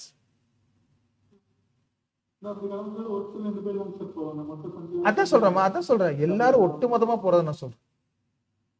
இப்ப ஃபார் எக்ஸாம்பிள் இப்ப நம்ம தொகுதி எடுத்துக்குவோம். நம்ம தொகுதியில வார்டு நம்பர் இருக்காரு வச்சுக்கலாமா. இப்ப அந்த வார்டு நம்பர் என்ன பண்றாரு, எனக்கு வேணும்னு சொல்லிட்டு போயிடுறாரு.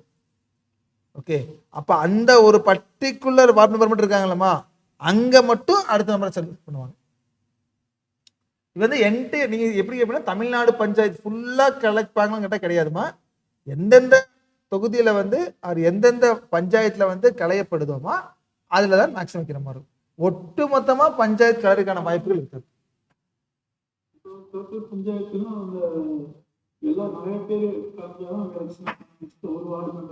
வைக்க மாட்டாங்க அப்படி வைக்க மாட்டாங்க. அதான் அந்த மாதிரிதான். ஏன்னா இப்போ என்ன பண்ணா நம்ம ஒண்ணு இல்ல, கடைசியா தமிழ்நாடு பெஸ்ட் இருக்குமா, திட்டமா 7-8 வருஷத்துக்கு அப்புறம் தான் தமிழ்நாட்டுல லோக்கல் பஞ்சாயத்து எனக்கு நடத்தினாங்க. ஹைகோர்ட் போனாங்க, கேஸ் போட்டாங்க, ஸ்டே பண்ணாங்க, அது பண்ணாங்க. ரொம்ப ரேர் கேஸ் தான். சரி, இது எப்படின்னா சட்டம் சொல்றது நமக்கு ஒரு மாதிரி படிப்போம், ஆனா ரியாலிட்டியில வேற மாதிரி இருக்கும். பட் சட்டம் என்ன சொல்றது, பஞ்சாயத்து அப்படின்னு கலைஞ்சிருச்சு அப்படின்னு சொன்னால் அந்த கலைஞ்சதுக்கு 6 மாசம் கம்மியா தான் டைம் இருக்குன்னா நீங்க புதுசா பஞ்சாயத்தை சூஸ் பண்ண வேண்டாம். இல்ல 5 வருஷம் இருக்கக்கூடிய பஞ்சாயத்து முழுசு கலையுது, புதுசா நீ உருவாக்கக்கூடிய பஞ்சாயத்து பேலன்ஸ் மட்டும் தான் இருக்கும். இது நமக்கு ஆக்ட் சொல்லுது. ஆனா எப்படி டிசால்வ் ஆகும், எப்படி டிசல்யூஷன் ஆகும், யாரு வந்து அதை டிசால்வ் பண்ணுவாங்க, இது எதுவுமே சட்டம் சொல்ல கிடையாது. அதான் இங்க பிரச்சனையாவே இருக்கும். Point right. இப்ப நமக்கு எம்பி எம்எல்ஏ ரொம்ப சிம்பிள் தானமா. என்னமா சொல்லுங்க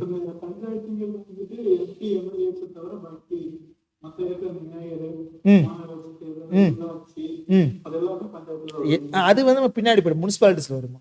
இதுல மேயர் விட மாட்டாங்க, அது முனிசிபாலிட்டி பின்னாடி போயிடும். வில்லேஜ்ல இருக்கலாம், கிராமப்புறம்ல இருக்கலாமா. இப்ப தமிழ்நாடே பாத்துட்டீங்கன்னா கார்பரேஷன் லிமிட்னு சொல்லுவோம் பாத்தீங்களா, அதேதாம்மா. இந்த வந்து நகராட்சி, ஊராட்சி, அதேதாம்மா. இப்ப ஃபார் எக்ஸாம்பிள் கோயம்புத்தூர் எடுத்துக்குவோம். கோயம்புத்தூரை பொறுத்த வரைக்கும் கோயம்புத்தூர் கார்பரேஷன் நம்ம சொல்றோமாமா, அந்த மாதிரி ஒரு 15 கார்பரேஷன் 21 கார்பரேஷன் இருக்கு. அந்த 21 கார்பரேஷனுமே முனிசிபாலிட்டிஸ்ல வந்துருவாங்க. பட் இதுவே வந்து ஒரு கிராமத்தில் இருப்போம், வில்லேஜ் இருப்போம், அங்க வரக்கூடிய பஞ்சாயத்து எல்லாமே வில்லேஜ் பஞ்சாயத்தா இருக்கும். இது நம்ம நீங்க ஓட்டு போறப்ப உங்களுக்கு தெரிஞ்சிருக்கும். இப்போ நீங்களே வந்து லோக்கல் பாடியில் ஓட்டு போடுற மாதிரி தான். ஸோ உங்களுடைய ஊராட்சி வந்து கிராமப்புற ஊராட்சியா இல்லை நகர்ப்புற ஊராட்சியா இல்லை பேரூராட்சியா சொல்லி பிரிச்சிருப்பாங்களம்மா, அதுக்கு இந்த மாதிரி பிரிச்சிருப்பாங்க. அவ்வளவுதான்.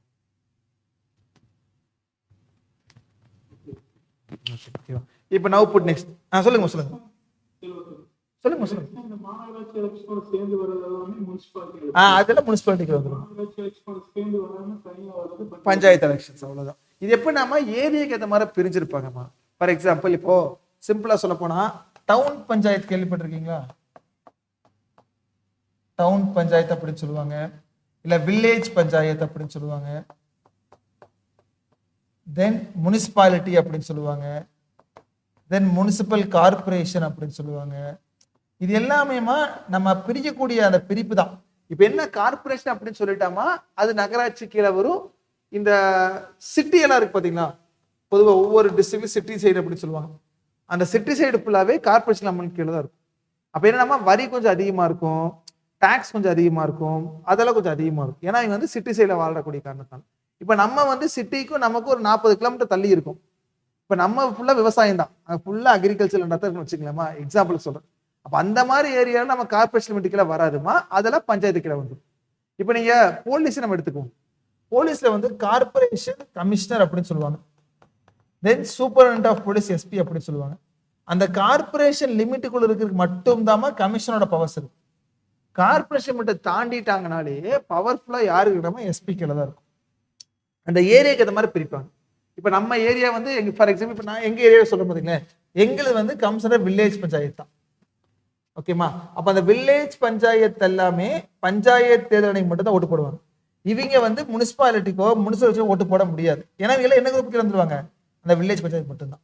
இப்ப இதே முனிசிபல் கார்பரேஷன் எலெக்ஷன் நடக்கிற மாதிரி தான் அந்த ஏரியால அந்த ஜாகிரபிக்கல் ஏரியால யார் இருக்காங்களோ அவங்க தான் ஓட்டு போடுற மாதிரி.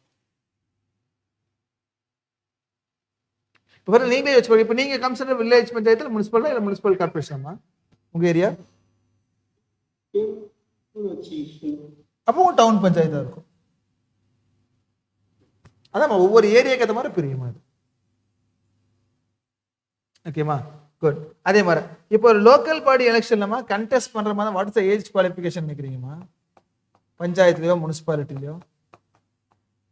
Any guess? இப்ப ராஜ்யசபாக்கு என்ன ஏஜ்? எதுமா? இல்லம்மா, இங்க வந்து 21 இயர்ஸா இருக்கணுமா, 21 வயசு. 21 வயசு முடிஞ்சிருந்தாமா தாராளமா யார் வேணாலும் கண்டெஸ்ட் பண்ணலாமா. ராஜ்யசபாக்கு என்னமா வயசு?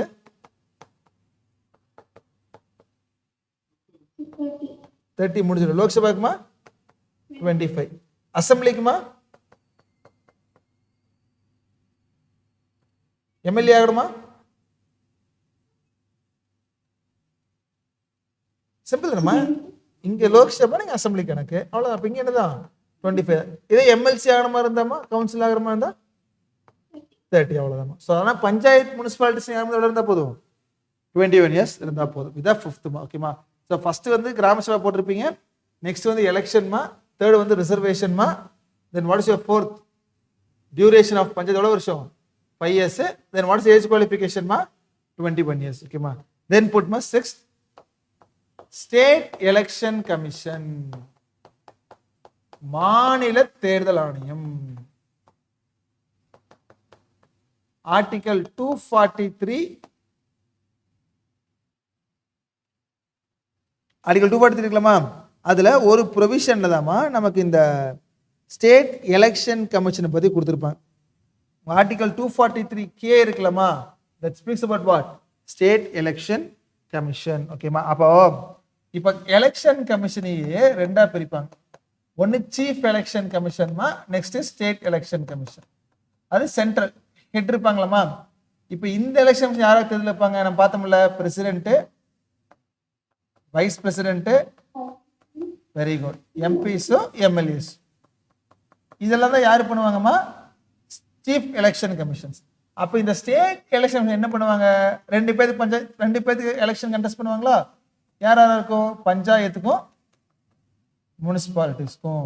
அப்போ பஞ்சாயத்துக்கும் முனிசிபாலிட்டிஸுக்கும் தேர்தல் நடத்துறது யாருன்னு கேட்டாங்கம்மா, மாநில தேர்தல் ஆணையம் சொல்லக்கூடிய ஸ்டேட் எலெக்ஷன் கமிஷன். எந்த ஆர்டிகல்மா,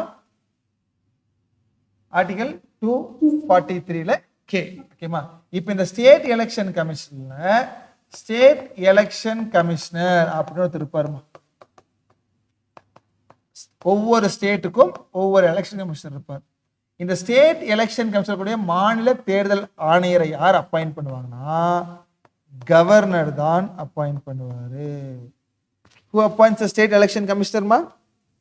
So governor appoints the state election commissioner. அவர் என்ன பண்ணுவாரு, அப்பாயிண்ட் பண்ணுவாரு. ஓகேவா? இது கிளியர் தானம்மா? இப்போ இவங்க என்ன ஒரு கணக்குனாமா, for example election commission will conduct election for president, vice president, member of parliament and MLAs. ஓகேமா? ஆனா ஸ்டேட் எலெக்ஷன் கமிஷன் தான் யாருக்கு எலெக்ஷன் கண்டெஸ்ட் பண்ணுவாங்க? பஞ்சாயத்துக்கும் முனிசிபாலிட்டிஸ்க்கும் எலெக்ஷன் கண்டெஸ்ட் பண்ண வாங்கல். ஓகேவா? ஓகே, தென் நெக்ஸ்ட் என்ன டவுட்ஸ்மா? ஓகே, தென் அடுத்தது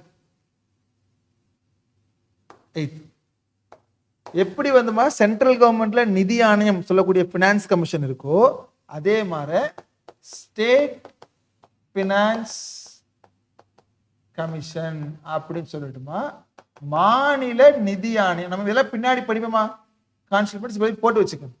ஆர்டிகல் 243I இருக்கலாமா, அதுதான் பினான்ஸ் கமிஷனை பத்தி சொல்லுவாங்க.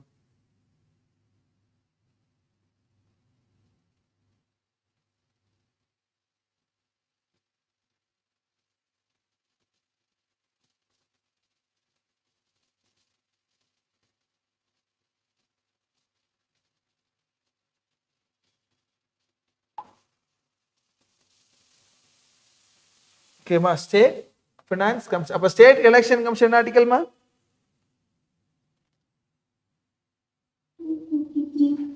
Okay, state finance commission ஆர்டிகல்மா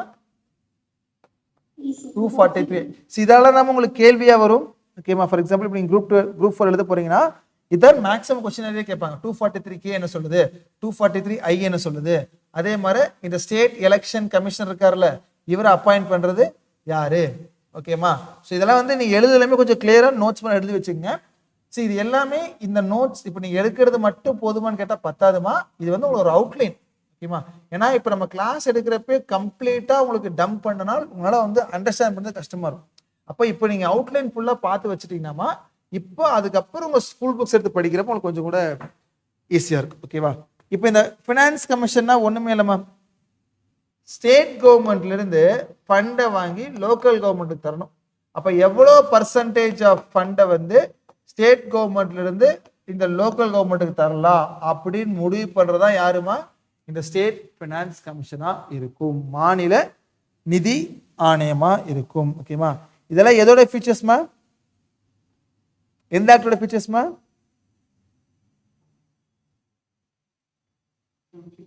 73rd amendment உடைய ஃபீச்சர்ஸா இருக்கும். ஓகேமா?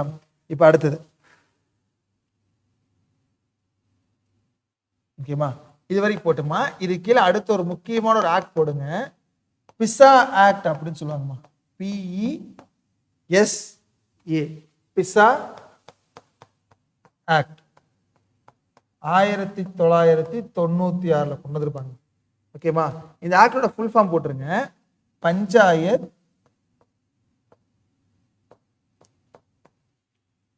எக்ஸ்டென்ஷன் டு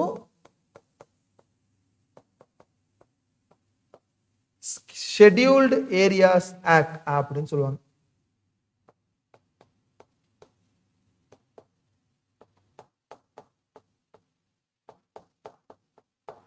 ஓகேமா? இப்போ 5வது அட்டவணை என்னமா சொல்லுது? 5வது அட்டவணை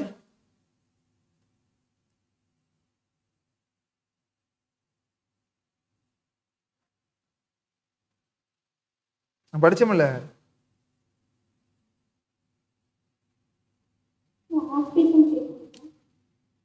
பார்ட்டுமா part sir, schedule 5th schedule என்ன சொல்லுதுன்னு கேட்குறேன். 5வது அட்டவணை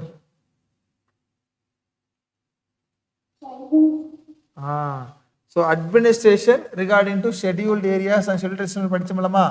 இப்போ ஷெட்யூல்டு ஏரியாஸ் அப்படின்னாமா பட்டியலிடப்பட்ட பகுதின்னு சொல்லுவாங்க.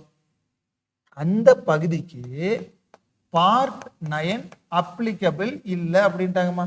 What is part 9? அப்ப part 9 is not applicable to what schedule அம்மா? 5th schedule. அப்ப எப்படி மலைவாழ் மக்கள் கொடுக்க மட்டும் ஏன் நம்ம பஞ்சாயத்து கொடுக்க வேண்டாம்னு சொல்லிட்டு அவங்களுக்கும் இந்த லோக்கல் கவர்மெண்ட் சொல்லக்கூடிய பஞ்சாயத்து கவர்மெண்ட் மக்களுக்கு அந்த மக்களுக்கு போய் சேரணும் அப்படிங்கிறதுக்காகமா 1996ல உருவாக்கப்பட்ட அந்த ஆக்டோட பேர் என்ன சொல்லுவோமா? What act? PESA act. அந்த ஃபுல் ஃபார்ம் கிளியரா பார்த்து வச்சுக்கமா. பஞ்சாயத் நீங்க எது எக்ஸ்டெண்ட் பண்றீங்க? அதைய அந்த ஷெட்யூல் ஏரியாவுக்கும் அந்த பஞ்சாயத்தை எக்ஸ்டெண்ட் பண்றீங்க அப்படின்னு இருப்பாங்கம்மா. இதோட இயர் தான் ரொம்ப முக்கியமா இருக்குமா. 1996 தான் பிசா ஆக்ட் அப்படிங்கிற ஒரு ஆக்ட் வந்துருப்பாங்க.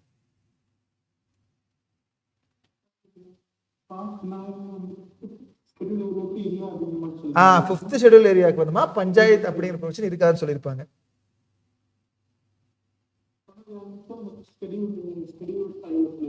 இல்லம்மா, அந்த ஆக்ட்லயே சொல்லியிருப்பாங்க. 17th அமெண்ட்மெண்ட் ஆக்ட் நம்ம படிச்சோம்ல, அந்த ஆக்ட்லயே என்ன சொல்லியிருப்பாங்கன்னா, இந்த பஞ்சாயத்து அப்படின்னு சொல்லக்கூடிய ஆக்ட் வந்து, இந்த பஞ்சாயத்து அப்படிங்கிற பார்ட் வந்து இந்த அட்டவணை 5ல் இருக்கக்கூடிய மாநிலத்துக்கெல்லாம் போகாது அப்படின்னு இருப்பாங்க. எதுக்காக நம்ம ரொம்ப சிம்பிள் தான். மலைவாழ் மக்கள் அங்கே நிறைய வாழ்வாங்க. அவங்களுக்கு வந்துமா ஒரு உள்ளாட்சி அரசாங்கத்தை கொண்டு வந்து அதுல ஒரு மக்களை செலக்ட் பண்ணி அவங்கள ஆட்சி பண்ணது கொஞ்சம் கூட கஷ்டமா இருக்கும். அதனால வேண்டாம்னு சொல்லிப்பாங்க இனிஷியல் காலகட்டத்தில். அதனாலதான் ஆக்ட் நமக்கு எப்போ வந்துச்சு? 1992 ஆக்ட் வந்தாச்சு. ஆனா இந்த ஆக்ட் நமக்கு எப்போ வருது? 1996. ஒரு 4 வருஷம் அப்புறமா கொண்டு வந்திருப்பாங்க.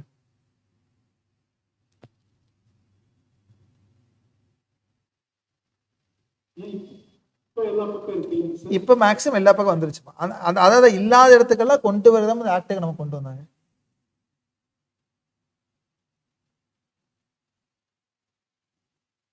ஓகேம்மா.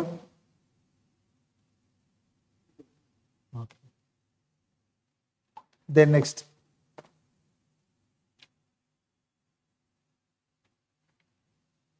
இந்த பஞ்சாயத்தை பொறுத்த வரைக்குமா மேக்சிமம் அந்த years you make sure that அந்த கமிட்டிஸ் எப்பப்பெல்லாம் போட்டாங்க, இதுக்கெல்லாம் போட்டாங்க, அதை ஃபுல்லாக ஒரு டைம் கிளியராக பார்த்துருவோம். ஓகேமா. இப்போ நவ் நெக்ஸ்ட் புட்மா முனிசிபாலிட்டிஸ், நகராட்சிகள்.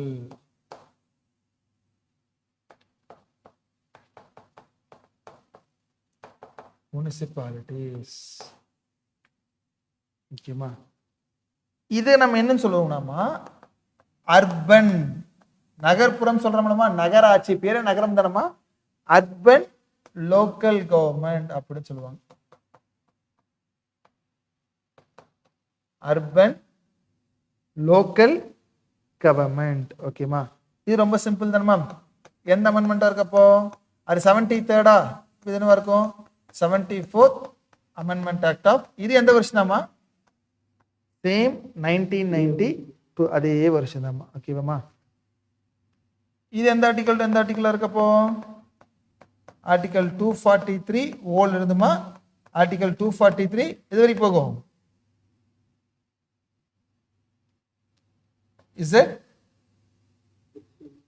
ஜி வரைக்கும் தானமா வரும். எப்படின்னா சிம்பிள் தான்மா. 243 இருந்து 243 ஓ வரைக்கும் கணக்கு வச்சுக்கங்க. தென் 243 பி இருந்து வரும். சாரி 243 பி ஓட முடிஞ்சலமா. தென் 243 பி இருந்து 243 இசட் ஜி வரைக்கும் வருமா. 243 இசட் ஹெச் இருந்து 243 இசட் டி வரைக்கும் என்னமா வரும்? 3 படிச்சிருப்போம்ல. So part 9, part 9A, part 9B 3 படிச்சிருப்பீங்களாமா. ஸோ 9 வந்து பஞ்சாயத்தாமா. 9A என்ன படிச்சிருப்போம்? Part municipalities. 9B என்ன படிச்சிருப்போம்? ஓகே. இப்போ இந்த 9B ஆட் பண்ண அமெண்ட்மெண்ட் எதுமா? which amendment added part 9B? ஃப்ரீக்வெண்டா எக்ஸாம்ல கேட்கக்கூடிய கேள்விதாமா. ஸோ எந்த very good 97th amendment act வருஷமா? Very good 2011. இந்த 9A ஆட் பண்ண அமெண்ட்மெண்ட் என்னவா இருக்கும்? Very good. So 73rd amendment act of 1992, 74th amendment act of 1992 ல எதற்கு போய்பாங்க? பஞ்சாயத். ஓகேமா. ஸோ ஓ வரைக்கும் இது முடிஞ்சது ஒரு கணக்கு வைக்காதீங்க. ஓக்கு அப்புறம் பி தானே ஆரம்பிக்கும். பி இசட்ஜியோட முடிச்சிடும். இசட்ஜி இங்கே தான் ஆரம்பிக்கணும். இதான் ஆர்டர். ஓகேவா. ஓகே. இப்போ இதோடைய எவல்யூஷன் போடுங்கம்மா. இதோட எவல்யூஷன் ரொம்ப இது கமிட்டி மாதிரிலாம் வராதுமா. ஒரு 4-5 பாயிண்ட் மாதிரி தான் வரும். எழுதிக்கலாம். Put evolution of municipalities. First 1688 1688 இந்தியாவிலேயே முதல் நகராட்சி, ஃபர்ஸ்ட் முனிசிபல் கார்பரேஷன்.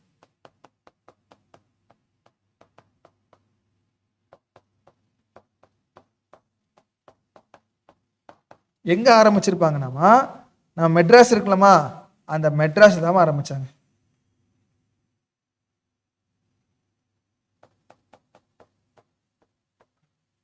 மெட்ராஸ் தான். எந்த வருஷமா? 1688 ஃபர்ஸ்ட் முனிசிபல் கார்பரேஷன். அதுக்கப்புறம் 1726 1726 3 பிரசிடென்சி நம்ம படிச்சோமா பிரிட்டிஷ் காலகட்டத்தில். என்னென்ன பிரசிடென்சிமா?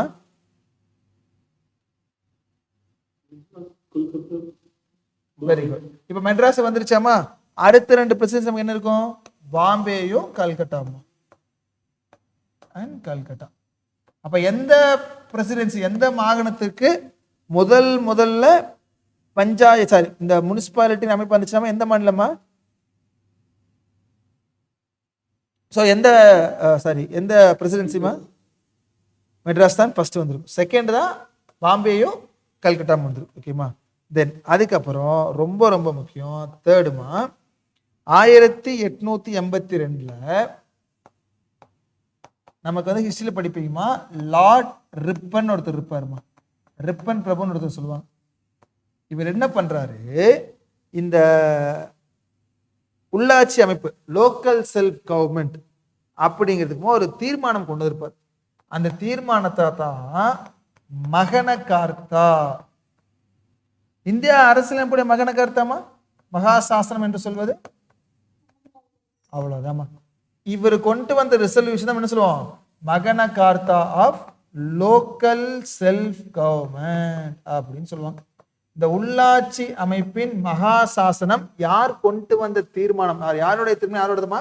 Lord Ripon. That is why Lord Ripon is called as father of local self government அப்படின்னு சொல்லுவாங்க. ஸோ இந்த உள்ளாட்சி அமைப்பின் தந்தை என்று அழைக்கப்படுபவர் யாருமா? உங்களுடைய லார்ட் ரிப்பன் தான் இருக்கும். ஏன்னா அவர் கொண்டு வந்த ரெசல்யூஷன் தாமா என்ன ரெசல்யூஷனா இருக்கும்? மகன கார்த்தாவாக இருக்கும். Lord Ripon. ஓகேமா. இது டவுட்மா? முதல்ல கொண்டு வந்தது, அதுக்கப்புறம் கொண்டு வந்தது. எந்த வருஷம் வந்து லார்ட் ரிப்பன் கொண்டு வர்றாரு? 1882 லார்ட் ரிப்பன் கொண்டு வர்றாரு. ஓகேமா. தி நெக்ஸ்ட் ஃபோர்த் 1924 இந்த ராணுவ பகுதி பக்கத்தால் இருக்கக்கூடிய மக்கள் இருக்காங்களா, அந்த ராணுவ பகுதி இருக்கக்கூடிய மக்கள் வாழக்கூடிய அந்த லோக்கல் கவர்மெண்ட் என்ன பேர் வச்சிருப்பாங்கன்னா, கேன்டான்மெண்ட் போர்டு.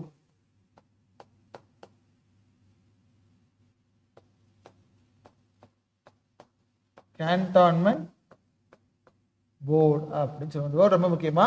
இது ஒண்ணுமே இல்லமா, எப்படின்னா ஒரு இந்த ராணுவ மன்றம், இந்த ராணுவ பகுதியெல்லாம் இருக்கலாமா. இப்போ ஃபார் எக்ஸாம்பிள் நீங்க கோயம்புத்தூர் எடுத்துட்டீங்கன்னா இந்த சூலூர் ஏர்ஃபோர்ஸ், தென் இந்த மாதிரி இந்த ராணுவ தளம் பகுதி இருக்கக்கூடிய அந்த ஏரியா சுற்றி வாழக்கூடிய மக்கள் இருப்பாங்கல்ல. ஸோ அந்த மக்களுக்காக உருவாக்கப்பட்ட அந்த உள்ளாட்சி அரசாங்கத்தின் பேரை என்ன சொல்லுவாங்க? நமக்கு கேன்டான்மெண்ட் போர்டு அப்படின்னு சொல்லுவாங்க. ஓகேமா. ஸோ இதுக்கு வந்துமா நமக்கு பெரிய கமிட்டிஸ்ல எதுவுமே இல்லமா, ரொம்ப சிம்பிள் தான். இதோட ஏரை மட்டும் பார்த்துக்க வேண்டியதான். ஸோ யாரு ஃபர்ஸ்ட் 1688, தென் 1726மா, தென் எப்போ வருவாங்க? 1882, அதுக்கப்புறம் வருது 1924. ஓகேமா. அவ்வளோதான். இதோட எவல்யூஷன் முடிஞ்சு. உங்களுக்கு ரொம்ப சிம்பிளஸ் எவல்யூஷன் தான். ஓகேமா. இப்போ அடுத்தது இதுவும் சேம். இப்போ நீங்களே சொல்லுங்களேன், முதல்ல எந்த கவர்மெண்ட் கொண்டு வந்திருப்பாங்க இதுக்கு?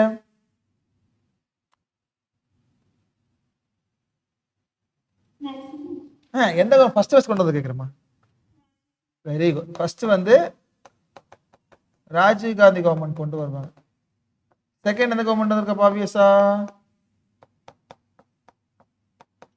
விபி சிங். Very good. கடைசி யாரா இருக்கும்?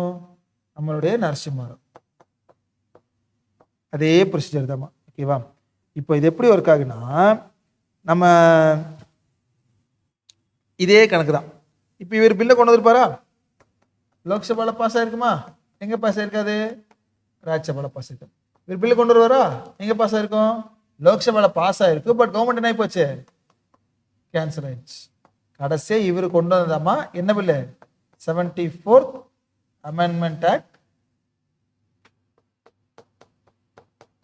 1992 கொண்டு வந்திருப்பான். ஓகேமா? இப்ப பஞ்சாயத்து அப்படிங்கிற சட்டம் வந்து எப்போ அமல்படுத்தினாங்க? அமல்படுத்தப்பட்ட நாள் ஆனா இந்த 74th Amendment Act எப்ப அமல்படுத்தினாங்கன்னா ஜூன் 1, 1990 அமல்படுத்த ஆரம்பிச்சாங்க. ஜூன் 1, 1993. ஓகேவா? ஸோ அதே கான்செப்ட் தான். பெரிய பெரிய டிஃபரன்ஸ் சின்ன சின்ன சின்ன சின்ன மைனர் டிஃபரன்ஸ் தான். வேற எதுவுமே பெரிய டிஃபரன்ஸா இருக்காது. ஓகேவா? இப்போ நவ் புட் நெக்ஸ்ட்மா 74th Amendment Act of 1992.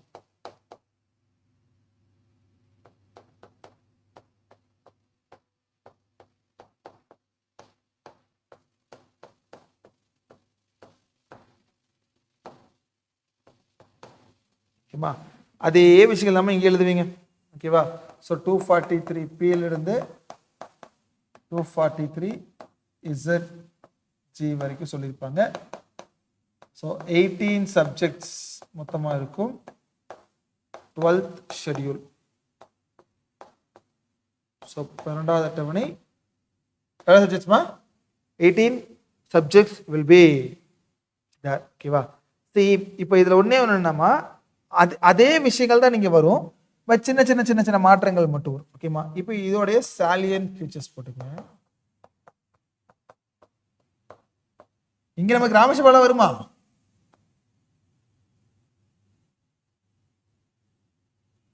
இந்த ஆக்ட் படி எப்படி பிடிச்சிருப்பாங்க? நம்ம ஃபர்ஸ்ட் நகர் பஞ்சாயத் அப்படின்னு சொல்லுவாங்க.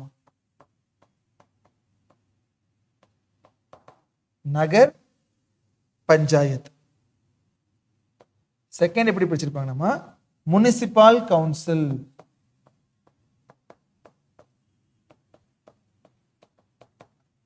தேர்ட் எப்படி பிடிச்சிருப்பாங்க? நம்ம municipal corporation.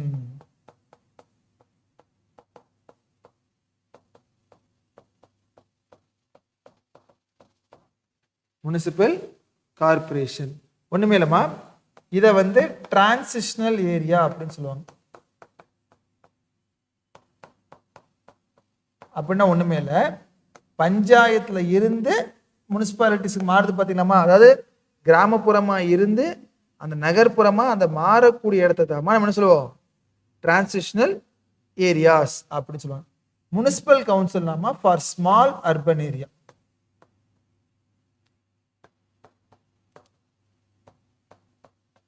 For small urban area. So municipal corporation nama for large urban area. அவ்வளவுதான். இது இந்த ஆக்ட் கீழே சொன்னப்பட்ட விஷயமா? ஸ்மால் அர்பன் ஏரியா இஸ் வாட்மா large urban area. Okay, so one is your nagar panchayat, so next is your municipal council ma, the third is your what ma municipal corporation. Okay, இது வந்து அந்த composition சொன்ன விஷயங்கள். ஓகேவா? Then next first feature இது போட்டிருப்பீங்களா? Then second இது ரொம்ப simple தாம்மா. இந்த வார்டு கமிட்டி வார்டு வார்டா பிரிப்பாங்க தெரியுமாமா? இப்போ இது நீங்க வேண்டாமா. செகண்ட் வந்து நீங்க put from reservation of seats அங்க எழுதிருப்பீங்களாமா, அது அப்படியே இங்க பார்த்து எழுதுங்கம்மா. ரிசர்வேஷனு, தென் அதுக்கப்புறம் டியூரேஷனு, அதே ப்ரொவிஷன் தான் இங்கேயும் வரும். தென் ஃபிஃப்த் வந்து குவாலிஃபிகேஷனு, என்ன ஏஜா இருக்கணும். தென் நெக்ஸ்ட் வந்து state election commission, then state finance commissions. ஓகேவா? அதே பாயிண்ட்ஸ் தான் இங்கேயும் வரும். No major difference.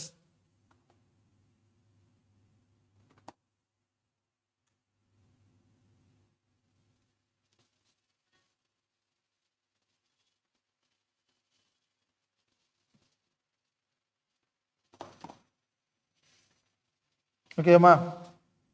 இதே ப்ரொவிஷன் தான், நோ மேஜர் சேஞ்சஸ். அது அப்படியே பார்த்து எழுத வேண்டியதாம்மா. இது ஒன்று மட்டும் மாறும். ஓகேம்மா? ஆனால் இதுக்கப்புறமா இதில் ரொம்ப முக்கியமான ஒரு மெயின்ஸ் கொஸ்டின் இருக்குமா, ஓகேவா? ஸோ இது வரைக்கும் எழுதுங்க. So tomorrow will see that question. இந்த டைப்ஸ் ஆஃப் அர்பன் கவர்மெண்ட், இந்த நகர்ப்புறத்திலே இருக்கக்கூடிய டிஃப்ரெண்ட் டைப்ஸ்லாம் நீங்கள் பார்ப்பீங்க. அவர் கேட்ட மாதிரி மேயர் எங்கே இருப்பாங்க, முனிசிபல் கமிஷனர் எங்கே இருப்பார், கேன்டான்மெண்ட் போர்டுனா என்ன, டவுன் ஏரியா எப்படியெல்லாம் இந்த கிராமப்புற இந்த நகர்ப்புற பேரூராட்சியே டிஃப்ரென்ஸ் பண்ணி பிரிச்சிருப்பாங்கன்னு சொல்லி பார்ப்பாங்க. ஓகேமா? கொஞ்சம் பெரிய டாப்பிக்காக இருக்கும். இப்பொழுது இதோட க்ளோஸ் பண்ணுங்கம்மா. ஓகேவா? டைப்ஸ் ஆஃப் அர்பன் கவர்மெண்ட் மட்டும் வில் see in ஒரு நெக்ஸ்ட் கிளாஸ். ஓகேவா? ஸோ எனி டவுட்ஸ்மா சோஃபார்? டவுட்ஸ் இருக்காமா? ஓகேம்மா, சார் ரிவைஸ் பண்ணுங்கம்மா. Then will see. சரி, நான் இப்போ சொல்கிறேம்மா, படிக்கிறப்ப நிறைய டவுட்ஸ் வரும். உங்கள் ஸ்கூல் புக்காக இருந்தாலும் சரிம்மா, ரெஃபரன்ஸ் புக்காக இருந்தாலும் சரி, you mark all the doubts. ஒரு சின்ன டவுட் கூட நீங்கள் யோசிக்காதீங்க, எல்லா டவுட்டையும் மார்க் பண்ணி வைங்கம்மா. நம்ம மேக்ஸிமம் நெக்ஸ்ட் வீக் அப்படி இந்த கிளாஸ் முடிகிறதுக்கு நான் உங்களுக்கு ஒரு நாள் முன்னாடி சொல்கிறேன். ஒரு செஷனே ஃபுல்லாக will have the question discussion ஆகணும். ஓகேம்மா? Then go through this, then ரிவைஸ்மா, then will see, will catch up next week. தேங்க்யூம்மா.